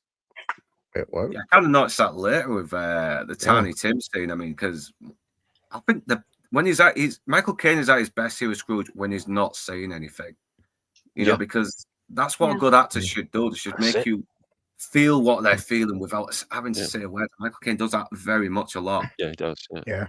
That's what a great actor does. Yeah. That's how you literally pick out the greats. If they can emote without saying a single word, and sometimes even without really moving their face or emoting in their face, but just the eyes, that is a great actor. Awesome. Hands off the costume. Sorry, Blow. No, hands off the costume department, because the previous scene, you know, just showing off her impressive bosom. I mean, thank God, man. I don't know who this actress is though, but she is cute though. Yep. You're talking about the actress that plays Clara? Yes. Yeah. There's Blue lowering the tone under the influence of the spirits. Yeah. Right. Why big for that guy? Raymond Colstard plays the younger Scrooge. Yeah, I like the fact he doesn't put a Michael Caine impression on as well as like, all right, I'm young Scrooge, I am. No, he uses his normal voice. It would have been very loud. Plays him very posh. He is still acting now. Meredith Braun plays Belle, who I think is who you're talking about. Yeah. In the love interest. But she stopped acting in 2009. Oh, did she? Yeah, but he's still going. He's still doing bits and pieces. I'm looking at her current picture. She's still beautiful. Holy crap, man. Yeah. She actually this is skimmed over a little bit more as well in this scene. Like Scrooge is now a partner in his firm, but he's still not making enough to save up for a wedding or an engagement ring. And usually in the original versions, we are seeing a little bit more of their relationship in detail and how it's on the deterioration of their relationship. But this here, it's a little bit more condensed, and it still works really well. It's still well acted. But God, I mean, if they kept that fucking song in, it would have made this scene so much more impactful. Because now that they've cut it out, they've taken away the impact of heartbreak that Scrooge has gone through, which also gives a little bit of context to why he is a bit more distant towards people. In the Albert Finney version, this particular sequence, there's a really beautiful song that's sung that starts off very upbeat, very happy, and then ends up extremely melancholic at the end by the end of the song. That really sort of illustrates the degradation of the relationship between him and his fiancée. It's a lovely, lovely scene and lovely song. I know, and honestly, the song that was used in this is just as beautiful as well. And just seeing Michael Caine sort of like walk up behind her and sing along to her wares while he breaks down. I mean, geez, that killed me as a kid. That really did. But now they cut it out, and she says, "Oh, I love you. Oh, you did once." So she walks away, and he's just crying. It's like, "What? It's not that sad. Why you stop being a pussy?" Yeah, and I really hate it. I mean, I've heard apparently a video came out a couple of years ago talking about it and saying, "Oh well, because people complain and they put it back in the Disney Plus version and the Blu-ray." Well, I watched the Disney Plus version recently. These slides are from the Disney Plus version. That song's still not in there. What the fuck? Yeah. I can't believe that. Put it back in. Put it back in. It's emotional. It gives more weight to where the scene. Yeah. But yeah, obviously, he tells the spirit to fuck off, and he's left alone with his memories and his heartbreak. And I genuinely don't remember Michael Caine dropping any f-bombs in this, but I could be wrong. This is the Disney version. Spirit. You pissed me off. You're not so sad. I am. Yeah. To be fair, if you get to put, give me the right answer, you fucking do. If you get to put one fuck in this film, where do you put it? Where do you put it? Yeah. Remember, I get Tiny Tim to say it. God bless us, every fucking one. Fuck you. Pretty sure he called her "See you next Tuesday," but I'm not British, so I can't say it. You guys can though. The rats are adorable. Okay. They are not cute. Yeah, just going through the chats for a little bit as well. They're cute and delicious. I wouldn't be able. I'd buy peanuts for the squirrels in the garden. The Muppet. Oh, dude, you will be there all day. We have been putting lots and lots and lots of money. I know. You know what? I'll read from. If you want to fuck off after it's done, I can carry on. It doesn't matter. I might be there all day. So, yeah, all I say is Hollywood should be watching. Giving them pure gold.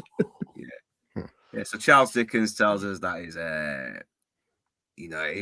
alone and asleep, thinking about the girlfriend that's jerking off over the girlfriend he will never have sex with ever again, and waiting for the ghost to appear. But no, he didn't say that. Sorry about that one. And Rizzo being the very not gluttonous creature he is like, is it too early for breakfast? Yes. All right, well, I can have a supper. What about second breakfast? Yeah. What about 11? Exactly. Or second cheeseburger, even.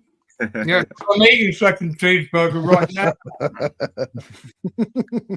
So the clock strikes two.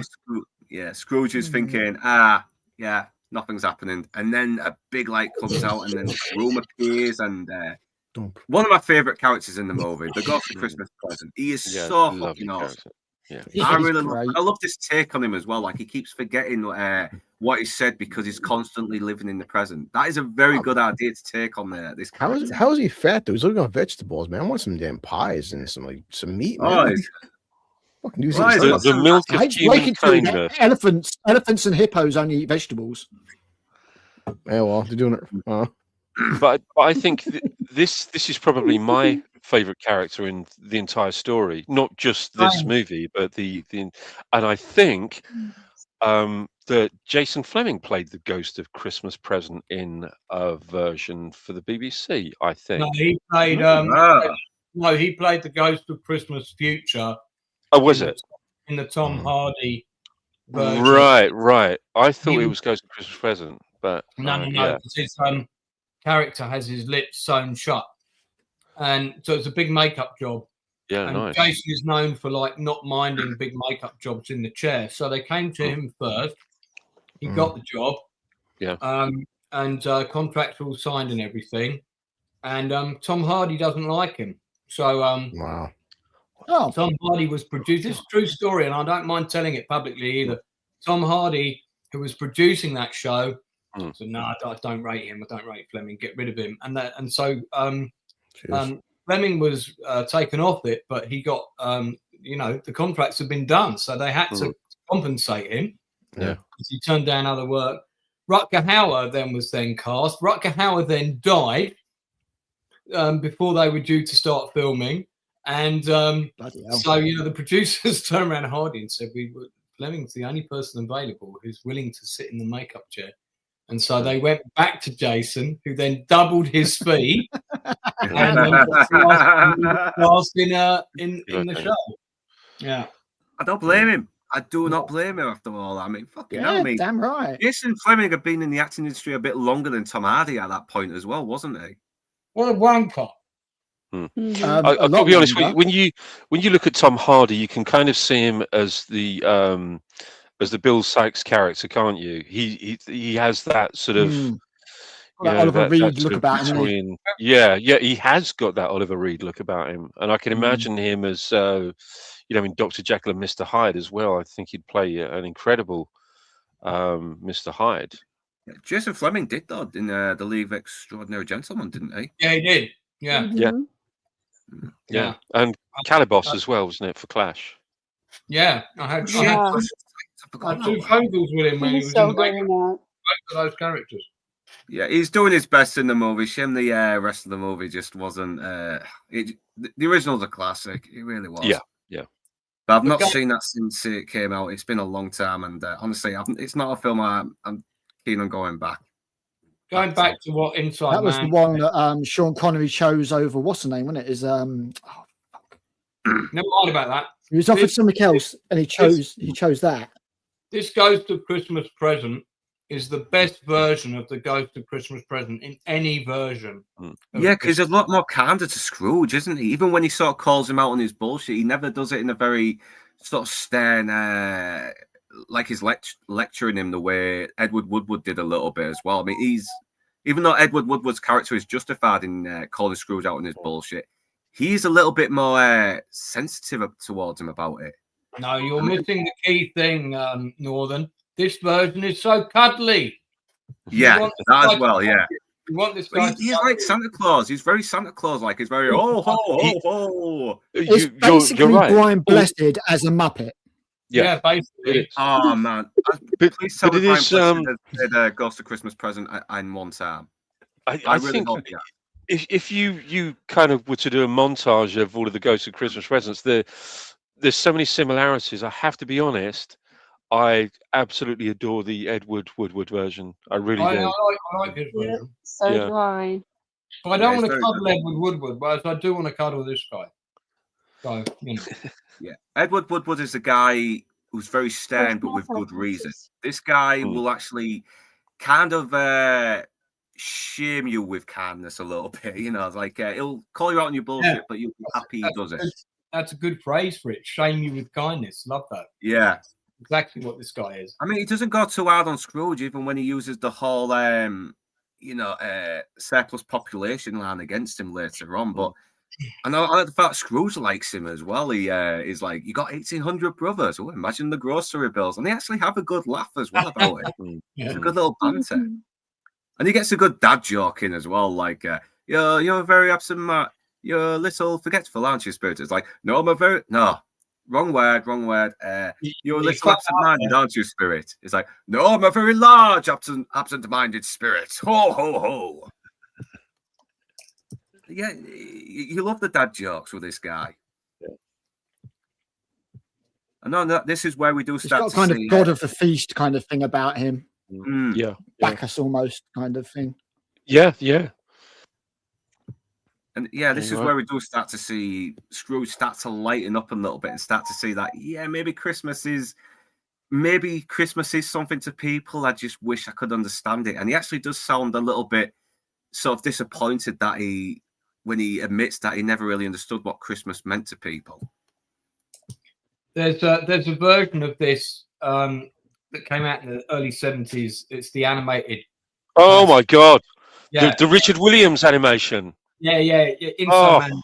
I was about to say Inside Man will know what I'm talking about. I should have said Inside Man's about to have an orgasm, but yeah.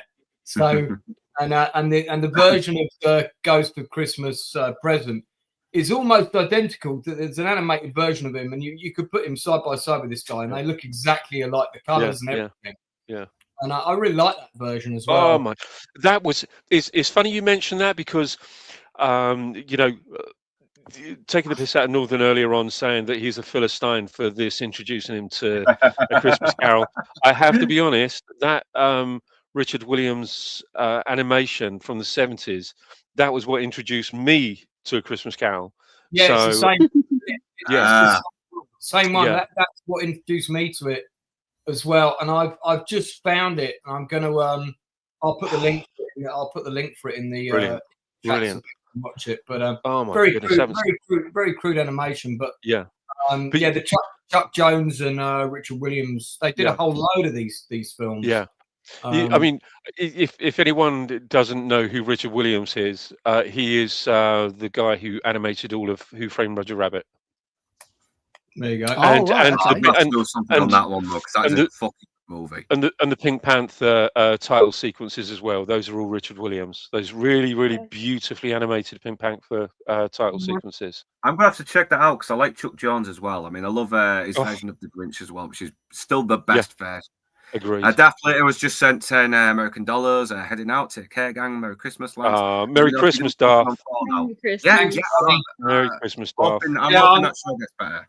I'm definitely going to do something on Fallout because I played the game complete, and I'm actually really enjoying the TV show. I have to say, I think that's how to homage a video game correctly. I watched the first episode. And, around the first series, really doing it well. It's good stuff. Plus, they got Walter Goggins in it, so I've got a few issues with it as an adaptation, but as a TV show, I'm really quite enjoying it. So yeah. No, you don't. This is not the version you're looking for. Move along. Sorry. Okay, so Gonzo's narrator is called Reflector, able to experience it and act as interpreter to the world without actually being affected by the story. Apart from when they open the windows and slam him to the ground, but yeah. So I know.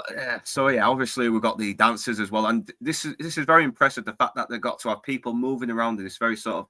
That's what I'm saying. The choreography here, man, is really good. I know, and you've got people on the floor sort of handling these little puppets as well, and hoping they don't rip them over. It's they managed to pull it off really well, and I like the little dance Scrooge does as well. It's kind of half-assed, but it's like he doesn't know how to be jolly or happy. He's like he's only discovering how he's remembering again.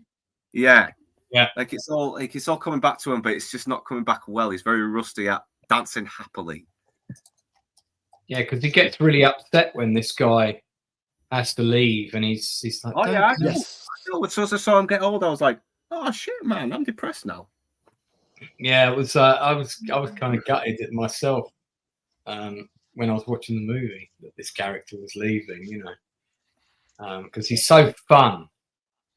And embodies the spirit of Christmas in the present day. I know. I mean, even if you're someone who hates Christmas, if this guy showed up, you would love Christmas because because otherwise he'd beat the shit out of you. I mean, look at the size of him.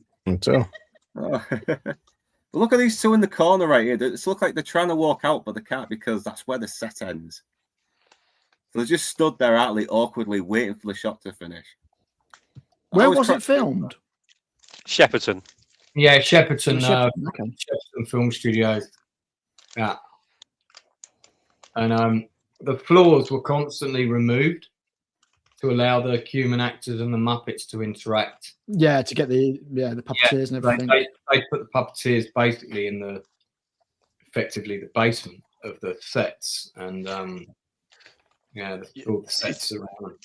It's a really interesting experience to be on a set where they have puppets. For example, on something like Willow, that was quite an interesting set to be on. But and to see the kind of Swiss cheese sets that you have with something like this. When they're not being used, because obviously the miniature stage was some distance away. It was one of the other stages, but to walk past and see these Swiss cheese sets, they're quite something. Really, quite something. Yeah. Now it's also the other thing as well is that the actors playing the Muppets stay in character the whole time. So Alan Marks, who was the visual effects supervisor on Muppet Treasure Island, which was also shot at Shepperton, said to me, when he went into the lunchroom to have lunch, like, you're sitting on a table and you can hear like Kermit the Frog on another table and, Miss Piggy or whoever, that all the different voices are on different tables because the guys stay in character. They keep the voices up the whole day because they don't want to. Oh, so it's not done as ADR. It's all done. No, they record. I kind of thought they were just. No, they record. They do the recording live. No, they do them there. Same with Sesame Street. Yeah. Okay. Yeah. Mr. E just mentioned something. The ghost was filmed in a tank of water. Are you talking about the Ghost of Christmas Past? I could sort of see that as well. It explains why the hair and the clothes just kept moving around. Yeah, it makes sense because you're not going to be able to do that with CGI at that stage. It's going to be camera tricks. Yeah. So, let's go back to camera tricks rather than CGI. Something that's a modicum of effort has actually been put into. Please. No, I agree. So, obviously he's like, spirits. That song was wonderful. It made me want to see what Christmas is all about. I want to see friends, show me family. So he shows him his nephew who's having a good time as well. He's got some people. He's very good with everyone. He's very friendly. He's a good laugh to be around. I'd love to hang out with his nephew. He seems like a fun guy. And it looks like he's going to enjoy themselves, but then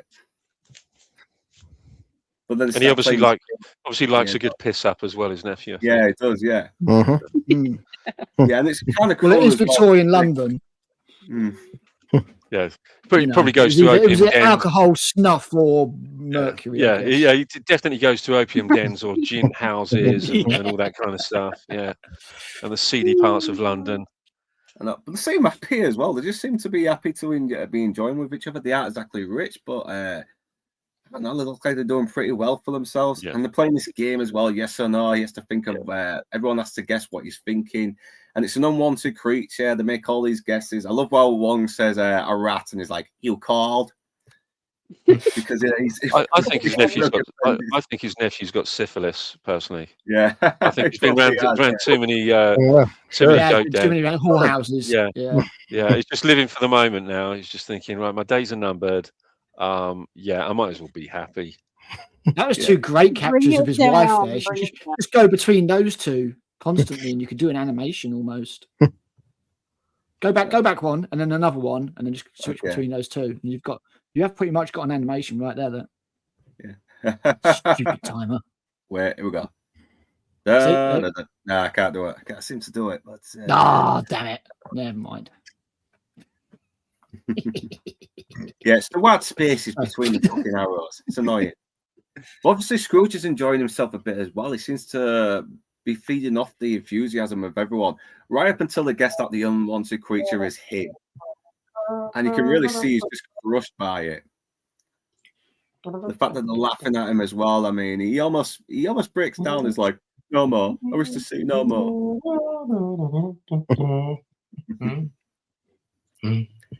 So they take him to the Cratchit's house, and and once again the story more rap brutality. Yeah, fucking Rizzo letting his appetite get in the way of the story because what else? What do you expect of Rizzo? Mm.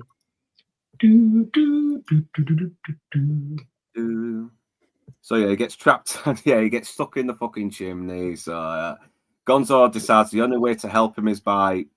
No, it doesn't actually. No, it just falls down the chimney, doesn't he, and land on the ghost, nearly burning his feet. Once again, Well, he wanted to bite. the characters are still themselves, but at the same time, they suit the original novel characters as well in their own way. And she's still Miss Piggy is still Miss Piggy, but she's still kind of got that loyalty to Kermit as well. She's still that loving wife, yeah. still that prima donna as well in a way. But yeah, come on, the fact that the daughters are pigs and the sons are frogs, that is biologically impossible. Are you Echo Joe? We now return to Muppet Babies. Piggy, I don't think Kermit Jr. is doing so well. Kill me! I'm in constant pain! Jesus. Oh my God. It's fucked up. That's Tiny Tim right there, you see. And Yeah. He got away with it 4 times, and then the 5th time, God just turned around and went, fucking stop that shit. No more interspecies breeding.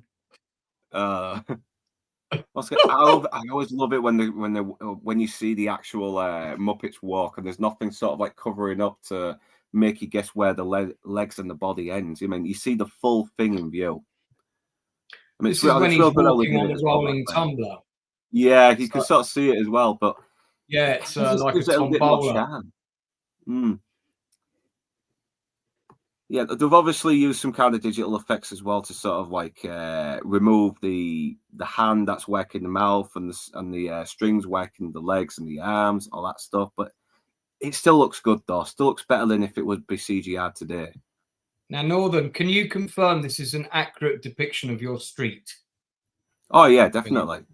Yeah, they got it spot on. Every detail, every single crevice, every single decrepit, broken window, and penis. They're more discarded. Not enough of the windows are boarded up, so yeah, more graffiti and that sort of yeah, more for a good time. Call this number, blah blah blah, that kind of thing. Yeah, okay, right. Yeah, exactly. Is that your number?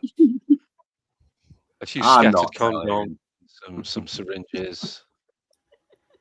But yeah, Marty is home. Bob Cratchit is home. His family is so glad to see him as well. And, so where we meet Tiny Tim, played by Little Robin, halfway up the stairs is the stairs where I sit.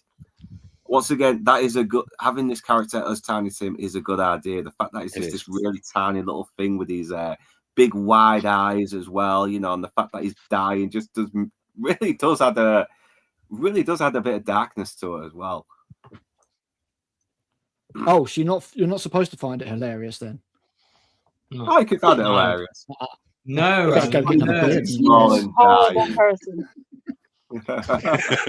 no soul. And you're right. I agree with you, Rachel. I'm with you. Yeah, well, Frog's lived 10 years, so Tiny Tim's dead anyway, so fuck it. You sick bastard. Sick fucks, we are. Once again, Scrooge just becoming more and more humane as well. He's just seen, because we obviously know that he's just seen Bob Cratchit as another guy he's worked with, but now he sees that he's this nice guy with this great family and this kid who's dying. He's really starting to see Cratchit in this new light. And once again, it's all in his face. I mean, he's barely saying a fucking word, but you can see that as well. You can see that realization. You can see he's waking up a little bit more to some kind of reality of the people around him.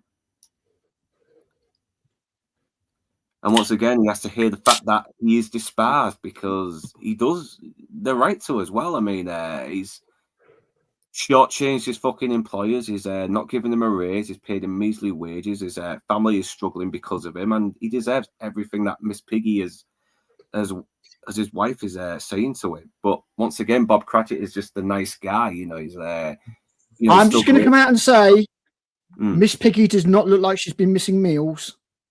No. She's clearly been. Yeah, maybe fucking Bob Cratchit needs to dump her, and he would have been better off. Yeah, that's where all the money's going. Yeah, thanks, Critical. Bad casting.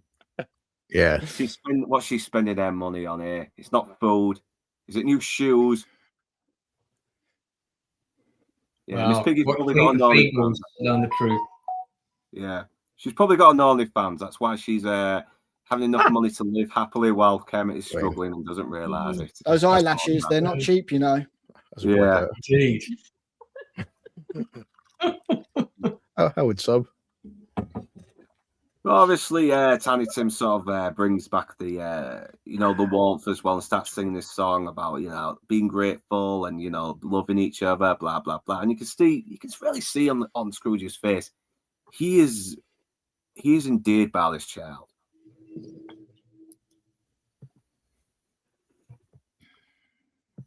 And obviously, he does it. He's worried about him as well. He sees he's sick, and he actually is concerned for Bob Cratchit and his family right now. But this is where it starts to take a bit more of a darker turn. Now the Ghost of Christmas Present is starting to get old. He's on his way out now, and he uses his if he's going to die, better do it and decrease the surplus population. Yep. Mm-hmm. And yeah, when you go to the George C. Scott version, Scrooge gets pissed off with him, doesn't he? Saying that you use your words against me. But this version, Michael Caine's version, is like, oh spirit, as if to say, oh my God, did I really say that? How could I have said such a thing? It's a and great line, line, that one line, oh spirit. Beautiful line. Beautiful line. It is, yeah. Yeah. Yes, it is. Once again, it's a good way of sort of doing another take on a story that's been told thousands of times. But we're slapping through a straw here. Is it you? I'm glad I finally found out what that was. It was driving me mad. I was like, is he summoning demons or something? There's some kind of ritual going on in the background. For He once, just keeps it's opening not the door behind him. All the rights. Yeah. Oh, we're at the end of the chat now. Jesus Christ. We've had them coming in though. Thanks Well, that's for, not good enough, everyone chat. for Come on, bringing the chats in, more though. ideas. Yeah. Yeah, just keep them coming. Keep them coming, everyone. You were doing a good job. I'm sorry I'm not having time to read them. Kind of once I get a PC with 2 monitors, I might be able to handle them a bit more better as well, especially when handling the slides. Yeah. Every Muppet version of a movie you can think of has been mentioned. Yeah. Pretty much. But I think I came up with the best one, Saving Private Muppet. I think it's the best. I think personally, I think Reservoir Frogs would have been a good one. I did do Reservoir Muppets, but I didn't think Reservoir Frogs. That's great. Love that. I like that. Not a Muppet on Elm Street. No. I'm not sure if we've had that. We've had pretty much everything else. Honestly, there's been some mighty fine work been done there. Yeah, if they do Muppets on Elm Street 3 Dream Warriors, then they got to recreate that Muppet scene in a very good creative way. Imagine that. Don't forget we reviewed the thing. Yeah, version. Muppets turning a Muppet into a Muppet, a puppet. That'd be the paradox. I want Mad Muppet Beyond Thunderdome. Yeah. 2 Muppets enter. 1 leaves. Yeah, chainsaw scene would be good with that. Wouldn't it? Yeah, great. Stuff going everywhere. Yeah. But obviously, I love this. I just love it when this movie just gets so fucking dark because I am a pessimistic arsehole. And I love it when kids' films stop holding your hand and say, yeah, this is the part where you have to toughen up now and stop being a pussy. So now was that in the commentary? Because I missed that bit. That's choice of dialogue here. I got to be honest, I love your bluntness. Yeah, that's the bit where they say, okay, kids, toughen up, stop being a pussy, you're on your own, we're out of it. Yeah, it's like yeah, the Ghost of Christmas Past dies, and Scrooge is really upset as well because he's learned so much from him already, but the lesson isn't learned now. But there's still more he has to go through in order to find out how he can redeem himself. There's even more suffering. God, this scared me as a kid. I'm not gonna lie. Fucking hell, just look at that. The total void where his face should be. This like abyss. This one didn't, but there was one from one of the Christmas Carol films. I can't remember which one it was, but the The Ghost Scrooge? of Christmas Future is really because that was already played as a comedy. It's one of the other ones. The Ghost of and Christmas that one did Future, freak though, me out. was pretty scary in that. Yeah, so I guess Luke, what's the whole allegory for like the ghost and the void? Hey kids, when you die, there is no God.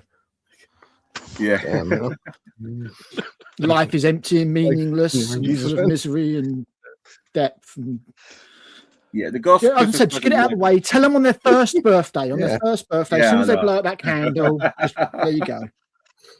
Yeah, but I don't know about you, but I think this is one of my favorites of the Ghost of the Christmas yet to come or futures. And even though I've got my complaints about the Jim Carrey version, I like the fact that he's just a shadow that just stretches his arm across the point to Scrooge. I've not actually seen the Jim Carrey version yet, actually. Yeah, I didn't like the other shit where really Scrooge is shrank down and gets nearly run over, but it looks like it had all that kind of uncanny valley Polar Express.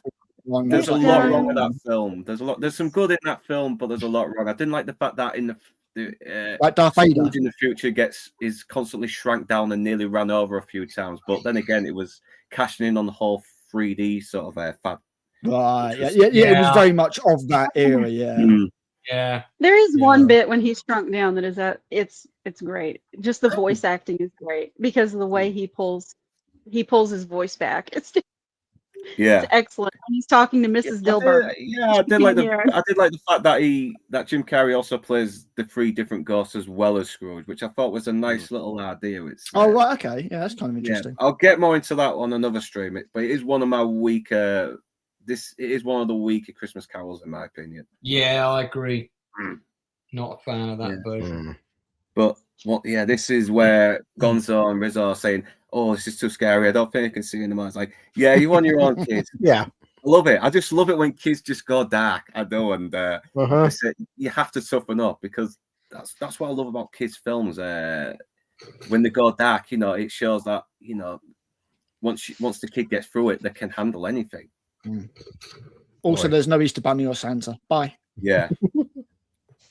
Yeah, the music's creepy as well. The way that trombone comes in, going. It's well done. Yeah, it's good. Hey, hang on. Are you saying that there's no Easter Bunny or Santa? That's what he's saying. I'm not it's just guy in the suit. Yeah, I've got rules. Get out. You ruined Christmas. Get out. Luke, I knew it was a bad idea the moment I saw him that. out of the street. I believe in Santa. Yeah, me too. I believe in Santa. Yeah. But does Santa believe in you? I woke up.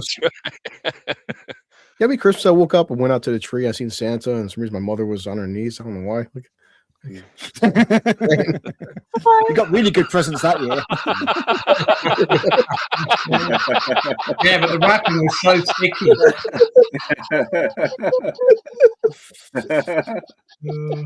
We're making good time. And they say Santa only comes once a year. Okay, 2 hours in. Yeah, I'm gonna have to clip this. So let me make notes. I'm just gonna mute my mic. Let it snow. Let it snow. Let it snow. I don't know how long it would take for Inside Man to get the giggles. We got him. We got to get him every stream. Jingle my bells all the way. Funny. Emptying Santa's sack. God, you've got to stop coming with those. Anyway, back to the kids' film. Trying them thick and fast now. Too much. It's chestnuts roasting on open fire. Let's remember, this is a kid's film. Yeah. Let down your chimney tonight, you. Together.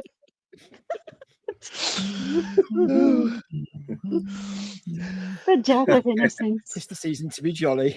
In Texas, my dad showed me Bambi as a young child and took me on a deal-in trip. Fucking hell, Jesus Christ. Circle of life. That's more like it, see? His mom was Life lesson.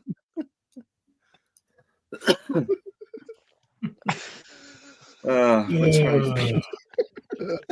recovering from a cough now, but thanks. It fucked me up again. Should we start the stream from the start again? We're Let's go back to the nearly done beginning. now anyway. Yeah, he's a northerner. He's a reason his bastard's just a bonus. Of course, he's ruining Christmas. Yeah.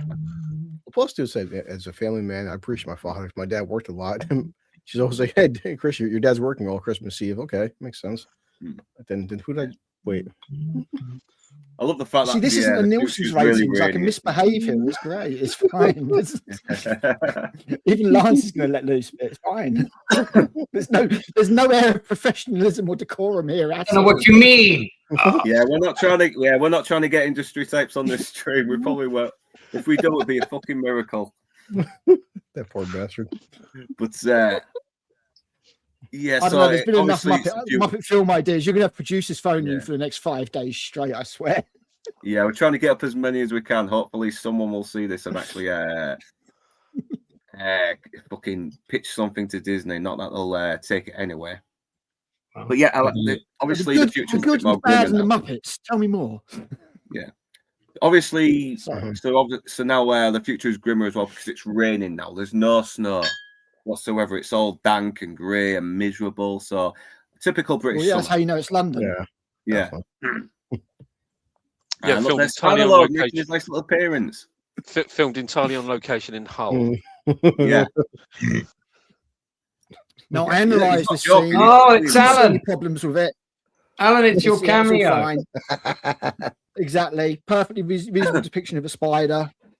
You can make them wear hats if needs This be. character looks so much more like you than I trained. remember, actually. But it is good as well. I like the fact that they all look like bugs as well. They're sort of like being parasites leeching off him now, aren't they? Because he's gone. Citizens as a whole. Yeah, and they're all talking shit about him as well. They're all taking his stuff as well because hey, he's fucking dead. He's not going to need it anymore. But and I don't know if Scrooge is actually in denial of this as well. Is like you know, I get it. You know, if I don't do something, my life will turn out just as bad as the guy they're talking about. I think he realizes they are talking about him, but I imagine he knows. Yeah. Yeah, he just doesn't want to know. I know. But then he's thinking, oh, Bob Cratchit's house, finally some warmth, that the future may not be so grim after all. But then he realizes it's quiet. Why is it so quiet? And he already knows. Even when he's asking the question, he knows. He just needs to see it for himself. And it's his dad. And now my buzzer's being killed. I was enjoying myself laughing at dead frogs, but now it's upset me. Now it's getting real. Yeah. It does become a tough wank, it's true. It does. I'm so sorry. I'm so sorry. Keyword tough, not impossible.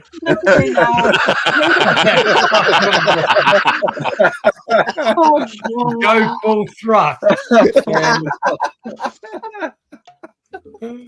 With enough Apple Jack, you can do anything. I do think, Luke, that you should rethink the quality of the people that you have on your streams for 2026. Oh, too late. He's black. Yeah, I will never get clean now. I can never be clean. But it is a generally fucking upsetting scene as well. It's like it is. It's well done. I know, and this is a really beautiful speech as well because obviously Jim Henson had died as well, and I think someone else did, but I reviewed it a couple of years back. There's somebody else in the memoriam section. I can't remember who. I think it might be Richard something or something like that. I can't remember. Mm-hmm. I reviewed it a couple of years ago, and they had the name back then, but now I've forgotten it. But and I will probably do a re-review on this as well because really this one just isn't good enough. I was going to say, one that can actually be shown to children. This is going to have a very limited audience.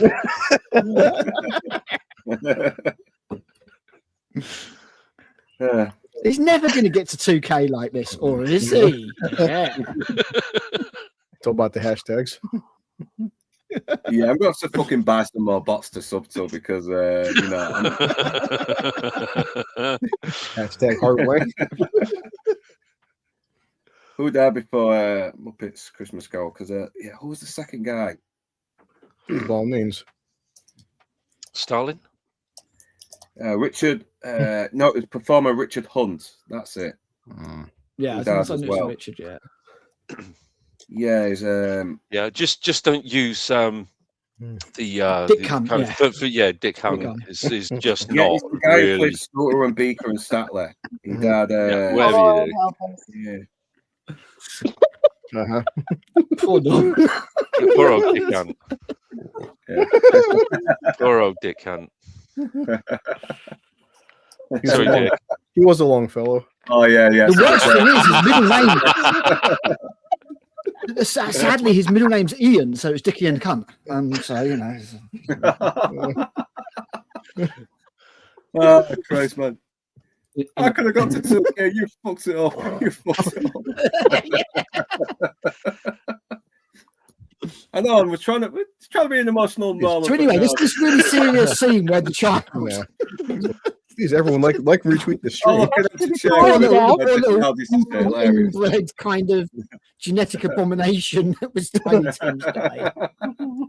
Oh, we're gonna get so many complaints saying, "Hey, you've ruined my fucking childhood movie, you bastard!" Yeah. I'm really looking forward to when you do the stream on Sophie's Choice. That's going to be a hoot. Oh yeah, I'm gonna get some fucking beers for that one, man. I am. We're gonna have a fucking party with that stream. Bring all the alcohol. Swear Yeah. share this everywhere. Obviously, films like Hotel Rwanda, Schindler's List, we're gonna get fucking drunk and have a great time with us. We are. Oh boy.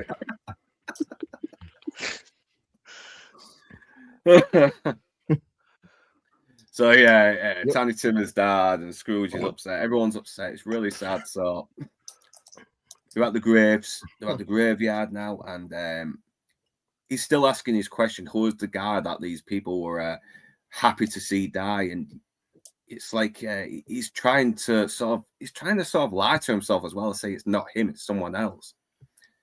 He's definitely splashing about in a river in Egypt. Yeah. I know he's trying to stall the bloody Ghost of Christmas Future as well, but the future, he's like having none of it. He's just pointing to the grave. No, go to the grave. Yeah. You want to find out? Stop stalling. Wipe the snow off and see that it's your name. Oh, sorry, spoiler alert. Yeah. That's all. I thought it was Margaret Thatcher. Yeah. Oh shit. Gosh, calm down, mate. It is a kids' film. Jesus. Don't you But it is dare. this realization that he has to do something now. You know, he can't just make excuses anymore about what the life he's lived. He can't just ignore people and allow himself to grow even more bitter and cold. And he just does this breakdown and wakes up in his home, and he's just happy as fucking Larry anyway. So basically, he's on his knees tugging at a robe, an open robe. All right. Yeah. Memories of the choir boy, the Catholic Church. There's something of the Catholic Church about this. I was about to say that.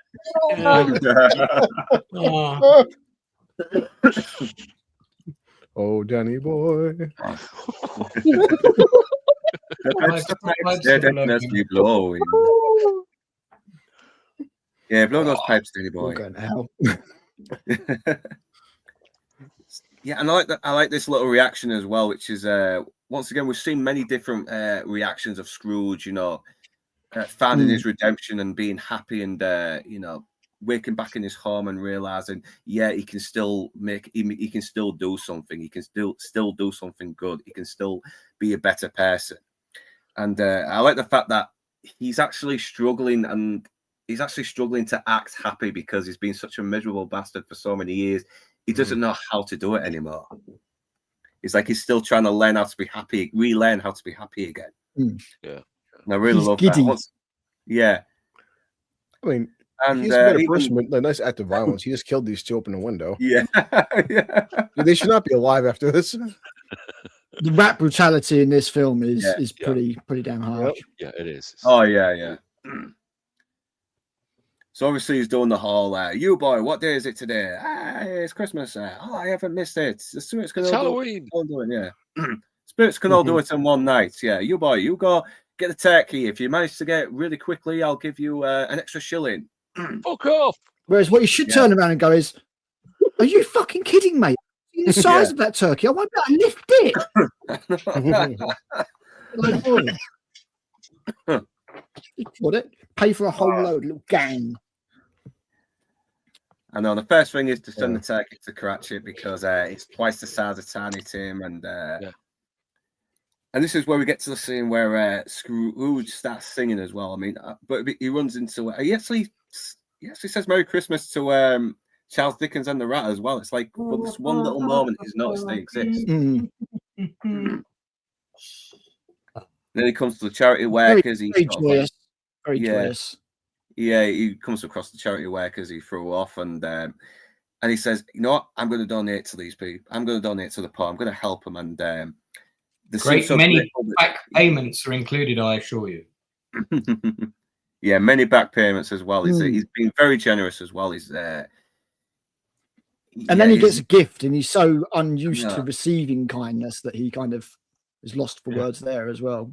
I know. All I can say is thank you, because that's all you need to say, and the reaction of him alone is just enough.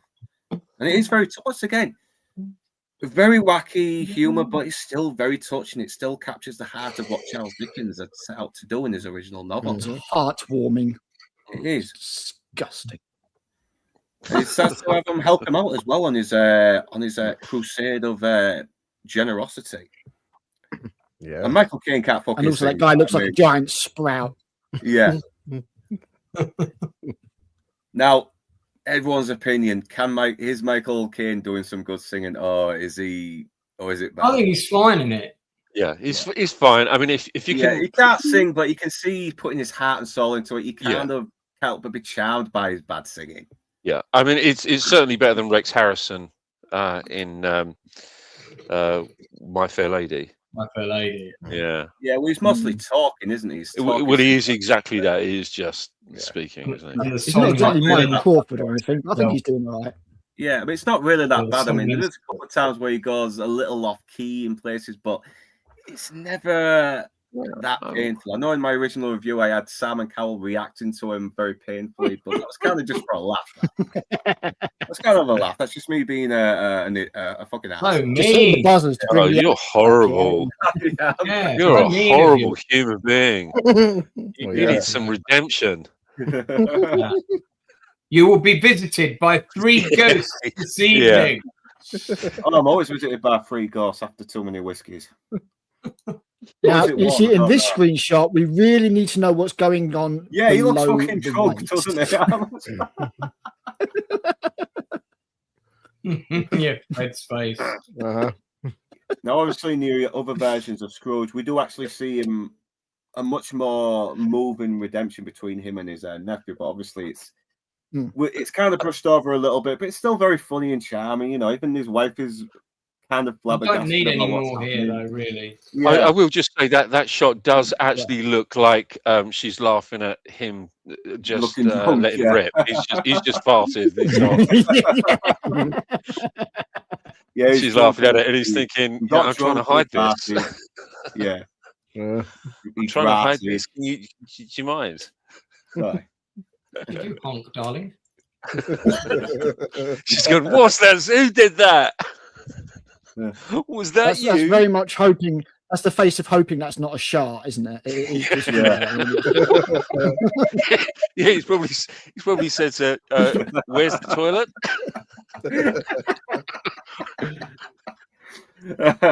It wasn't me, I swear. Anyway, that's this delightful classic kids film. Yeah, and she's saying, "I can taste it." It's like, ketchup. Evil Muppet is unamused. How to ruin a classic movie. That's what we're here for. This always made me a bit sad though, seeing Fezzi and the Falcon sort of looking old and but in the Muppet retirement home. Yeah. Showing that even Muppets age and die. Another lesson for kids then. God, man. Yeah, the felt just deteriorates. Yeah. But this is something that we loses all always the need nap. yeah. But this is something we always need in a Christmas Carol movie. Even when Scrooge has redeemed himself and he's out to be a good guy again, he always has to be a bit of an asshole again, doesn't he? Whether it's to Bob Cratchit in the other versions or his old maid in the Alistair Sim version, where he acts like a maniac, frightening her to death. But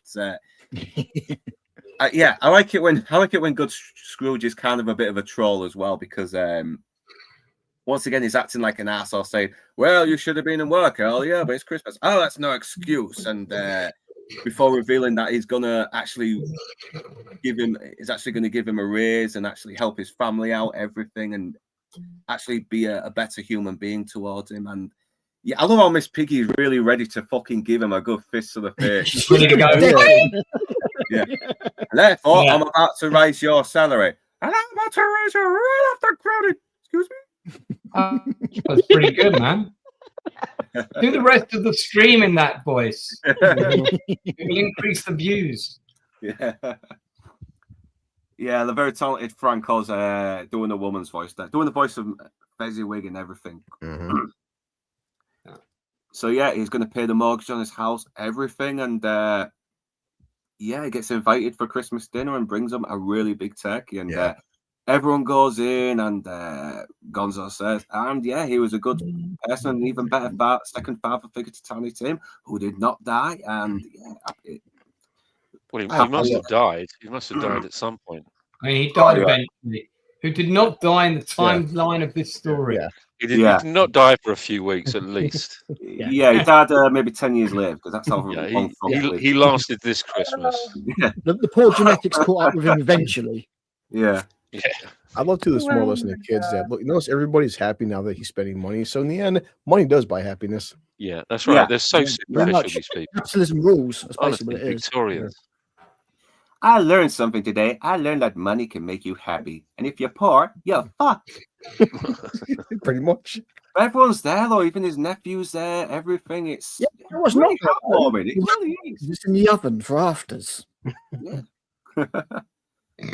Thing is, though, is it enough for the whole fucking town? I mean, it's like, you know what? There ain't enough. Go get your own fucking food. I was being over generous here. I got in the moment. I forgot to see sense. Yeah, I'm back to my normal bloody miserable self now. So bye. Fuck off. I get a feeling Miss Piggy could probably polish most of that off. I think. Yeah. She's a wine mom. So the movie ends, and yeah, that's a Muppets Christmas Carol, and it's definitely one of the best versions told of this story. I mean, it's up there. It is the best version. The best version. I think it is the best version. There's no debate there. Just the best version. Simple. I think it's. I mean, when you look at this, I mean, whichever version it is that we're looking at, I think they've all retained that that the basis of isolation, to become an insular person, to not look outside ourselves. That it's it's inevitably going to take its toll. There are consequences to that, to isolating yourself from everybody, the world, and the people that we love, and to detach yourself. And that's what makes it such an enduring story.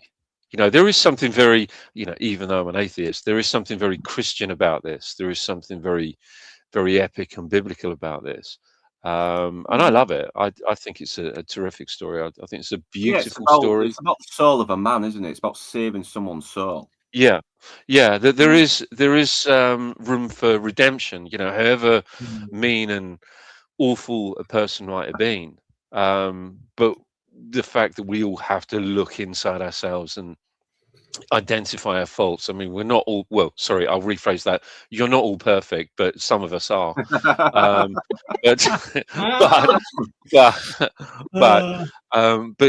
it is that story. It's about the fact that we can quite easily take ourselves away from the rest of the world and not bother with everything outside of our own little bubble.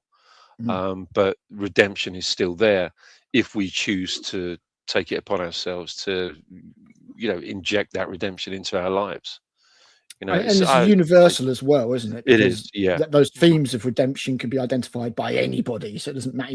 Yeah, that's absolutely right. And it doesn't matter whether it's you know, whether it is a Christian message, it doesn't matter whether it is or not. It's you know, it is a universal thing.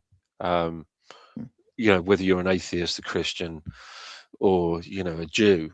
The idea that you can change and, you know, control your own. Yeah, your because own fate kind of thing. yeah, I mean, it's just such a beautiful story. I mean, I remember I mentioned this to Rachel actually the other day, the first time that I read the book, genuinely, and this is absolutely true. I mean, I wept as I was reading the book. It was just, it really affected me in a really profound way. You know, I'm not afraid to admit to that. And it still does. This story still does affect people in a very, very profound way.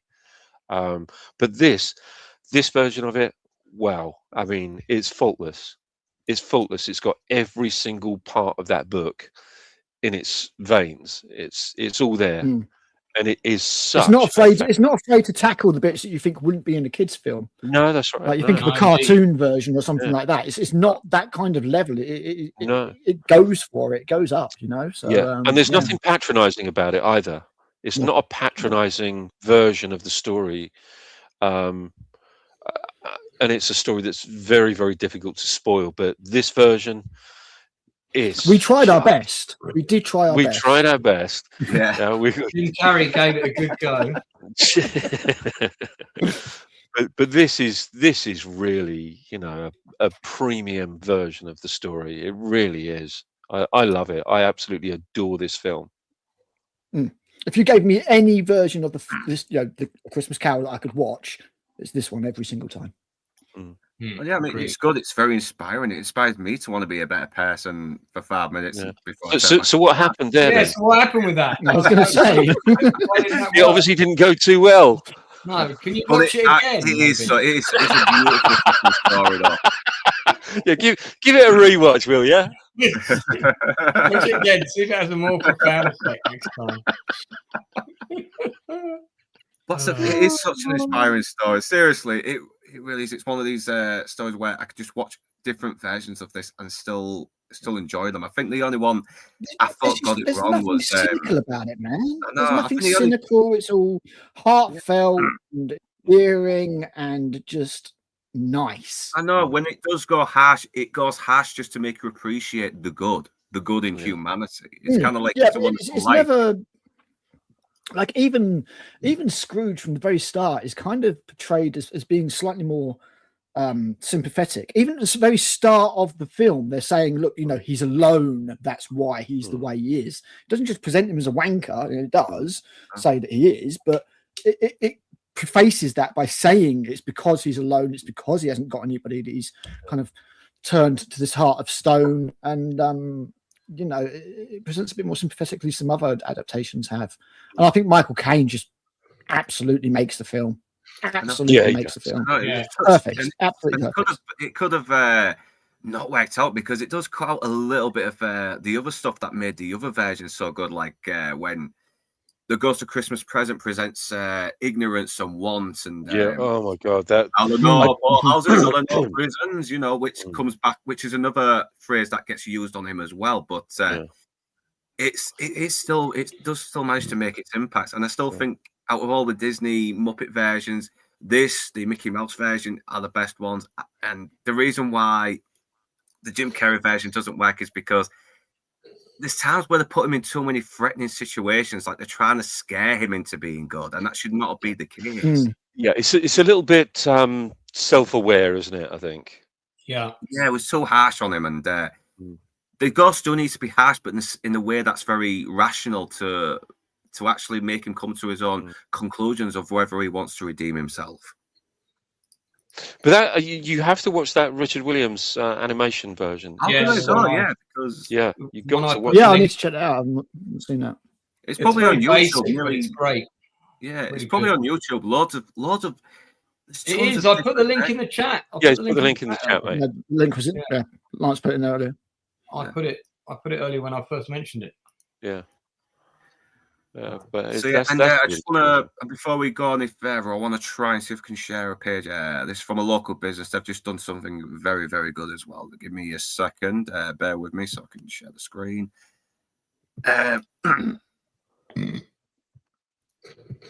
Yeah.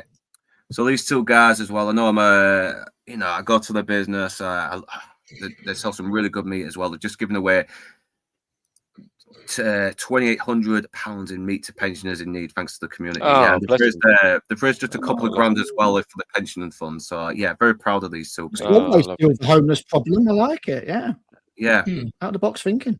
Yeah, it's a local business, everything. It's if you're ever going in Hull and you're down Holderness Road, please go down to Don Dixon Butchers. They do some great meat. There's none of that processed crap or halal crap that you get in stores now. Not proper meat that's good for you as well. Proteins, everything, all the proper nutrients, no additives or anything. And they're very nice guys.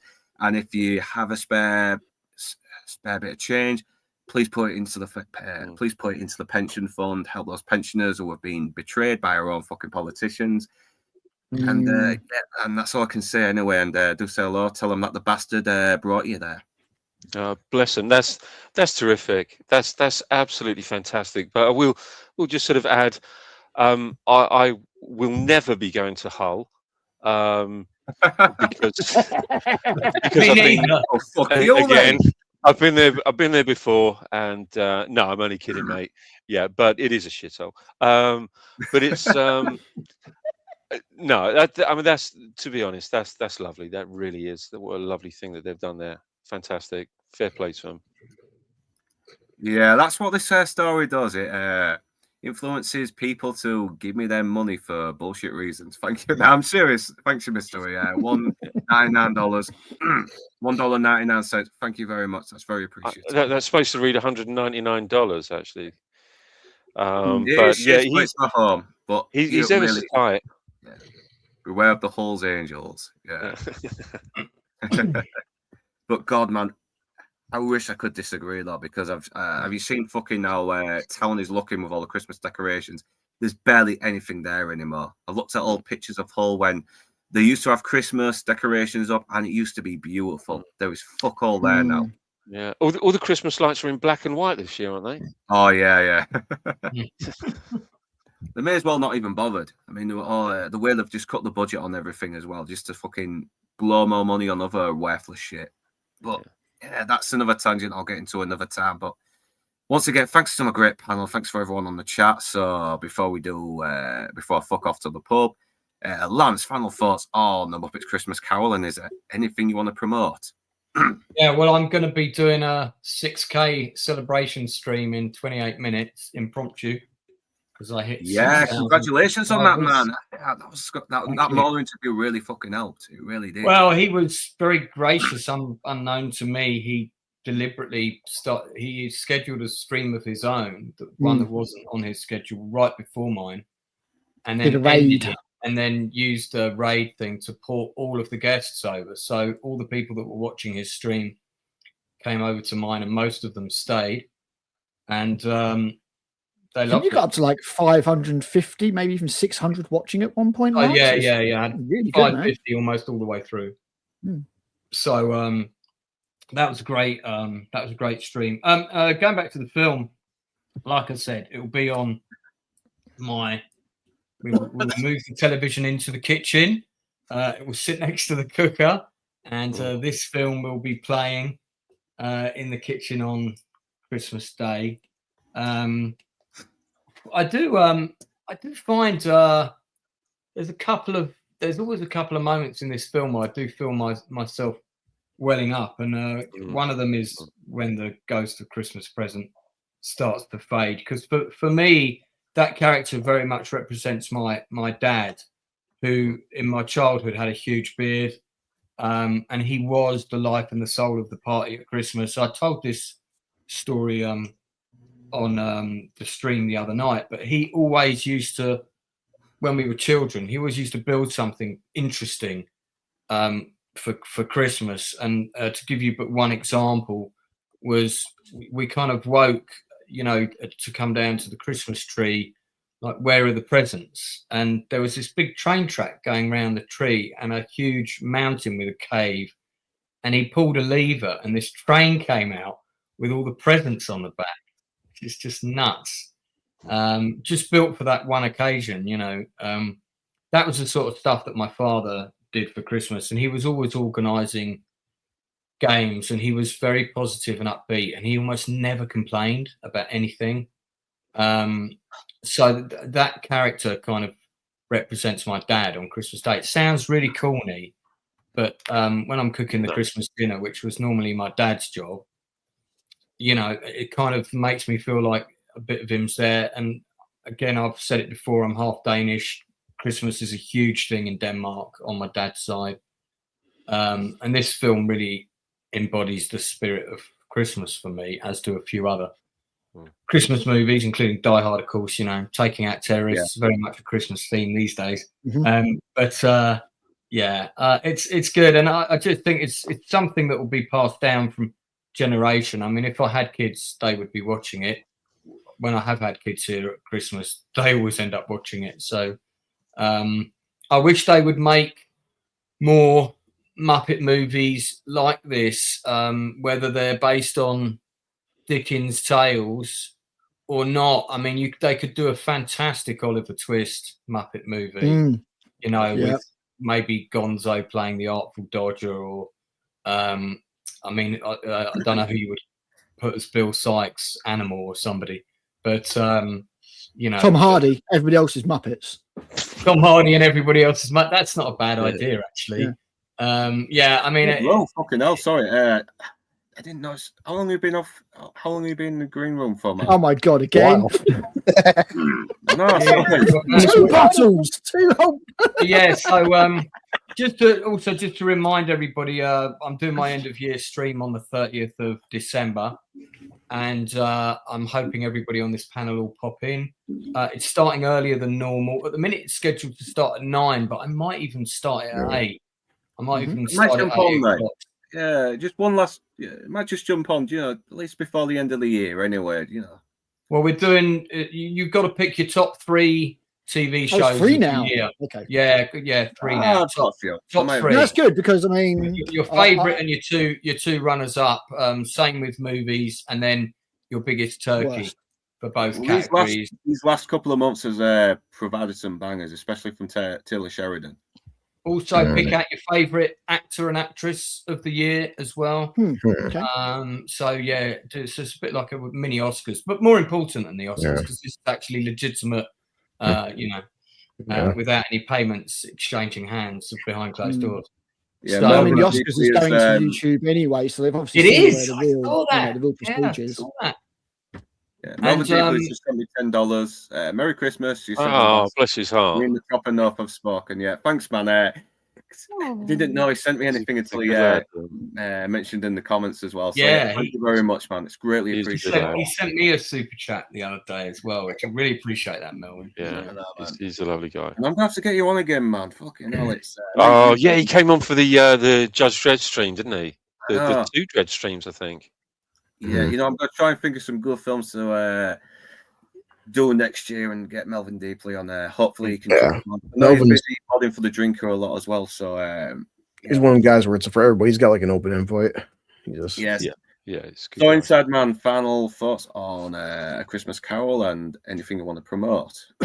Well, I thought it was a right load of old rubbish. But there weren't any good films in the 80s. It's not 70s. It's not Italian. It's shit. Yeah, it's. But it's lovely. It's a lovely film. I absolutely adore this movie so much. And but Lance is right. I mean, it's there's something about this that I think it's the universality of the story. I think that we've all sort of touched upon. It does kind of make you think of family. It is a very evocative story, but the way this one was made, it blew me away the first time I saw it, and it still blows me away. It's just a lovely, lovely film. I absolutely adore it. despite some of the comments that have been made by certain people on this panel, which I think are disgusting, and I wish to dissociate myself from. These people. But Blue. But no, seriously, it's a beautiful film. It really is a beautiful film, and I like Lance. I mean, echoing what Lance has said, I just wish that they would make some more of these Muppet movies that were decent. Yeah, with good needs it. Yeah. Yeah, I've not watched the latest stuff, and honestly, I've heard it's not that good. I don't know. Yeah, they just need some good scripts. In terms of stuff to promote, well, what I'm going to say is this. Right, aside from everybody on this panel that have given me an absolutely fantastic 2025 and the joy and laughter that every single one of you have brought to me, I can't thank you enough. But there's just a few other people that I'd like to thank, like Lord of Toxicity, Admiral Teague, Proctophile, Wormy Spoons, Nix, Tony Down Under. God, the list is absolutely endless. Melvin Deeply, who I think is terrific. Emperor J. Goodwin, absolutely love the guy to bits. Just so many people. I wish I could remember everybody's names, but there have been so many people that have contributed to such a fantastic 12 months doing YouTube with everybody here. It's been just incredible. I've had so many laughs, and I can't thank everybody enough for the comments that have been made. People like RTNZ, who is again a wonderful contributor. But so many of you have done so much for me this year. It's immeasurable. It's absolutely immeasurable, and it's something that I will find very, very difficult to pay back. But thank you all so much, and I really, genuinely, from the bottom of my heart, wish you all a very, very Merry Christmas and peaceful and prosperous and Happy New Year. So, thank you. Fucking hell, it's beautiful, man. I was thinking it. Anyway, sucking those feelings. Blue collar loser. Yeah, you want to promote? Ditto, go on. I will have for Christmas Day, me and Sammy, hopefully I can get you guys on panel, because me and Sammy recorded a month ago on Christmas and debuted the War of the Worlds, the Ice Cube version. That movie is a masterpiece. It is maybe the best film I've seen in 5 years. And the hardest part was me and Sammy not laughing and giggling. That's why it's hard to edit this down for. We recorded for 25 minutes. I'm trying to shave it down to a perfect Christmas Day present. And I would highly recommend anybody do all the drugs and alcohol on earth and watch War of the Worlds. It's an out of body experience. It truly is. I've never seen it in my lifetime, anything like it. It's I'm scared to do a watch along with you guys because I'm not sure if my brain can handle it. Yeah, Christmas. I might do some Christmas because my family sometimes happens. 3 of my family members are working, so we're going to celebrate Christmas on the 26th. So Thursday, I'm kind of free. I might just stream some with some of you guys, figured out, because unfortunately, it's how it is nowadays. When my sister's a nurse and she's making $60 an hour on Christmas, she's like, Chris, I want to celebrate Christmas, but I'm making double time and a half. I got to fucking work. And some people actually do work on Christmas Day. I've got friends that work 17-hour shifts, but when you're making that kind of money, you kind of got no choice. Well, if you're a loose end, jump on with me, mate. I'll be doing a stream in the evening, which will be your afternoon. So probably, yeah. If you want to jump on, that's figure. Lance, during the morning, I might just like stream something, either play a video game or maybe just pop out a movie. We'll figure it out. But yeah. Yes, thanks very much, Blow, and I'll try and do something as well next year sometime. So, Rachel, final thoughts on anything you want to promote? Well, how can you follow up what's been said, both the good and the bad here? Well, you have to fucking try then, aren't you?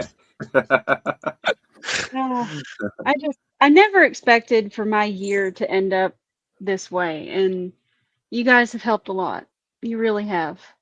You all encouraged me to get out of my shell and do something that is completely different for me, and I really appreciate it. And I don't think I would have made it through this year without a lot of you. even the ones that aren't here.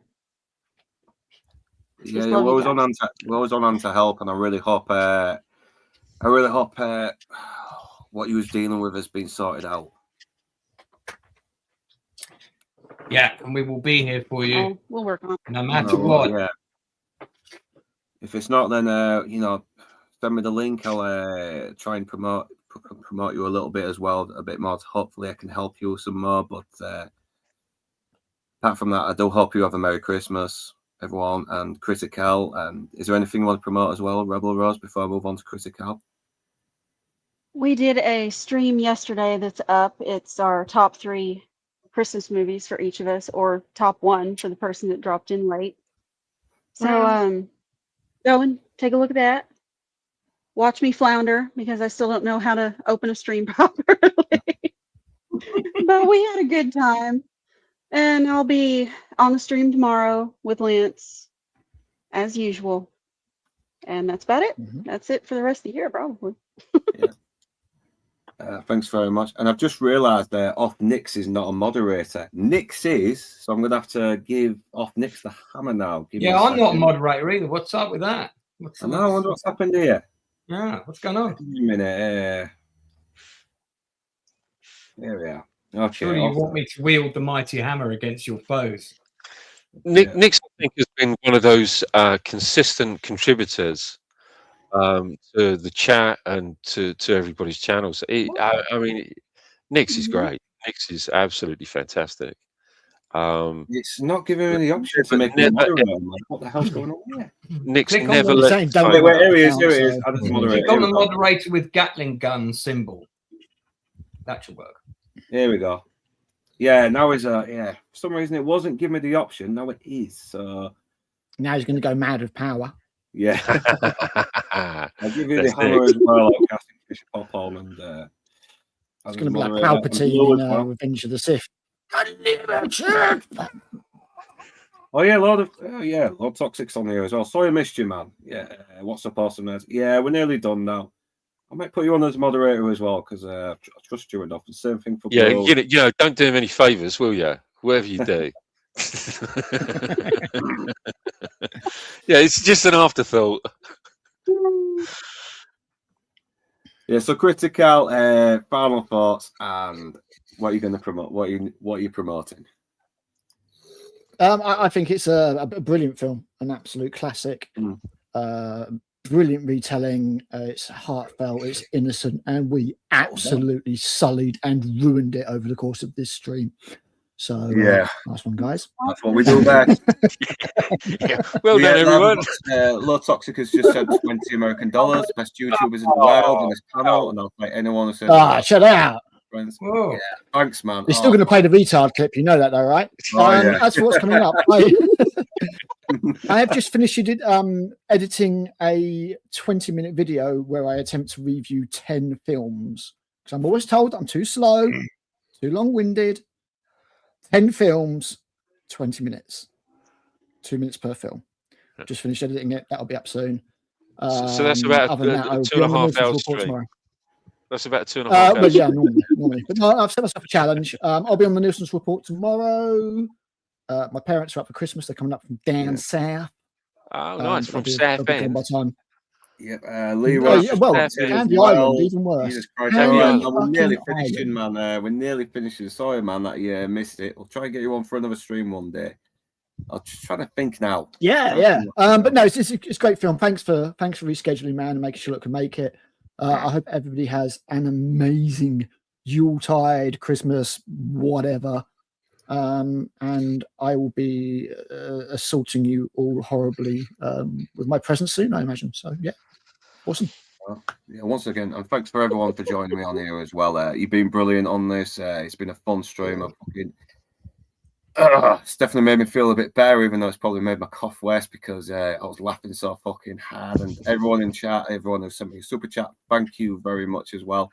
It's a shame I'm not going to get some Jägermeister. It's basically cough mixture anyway.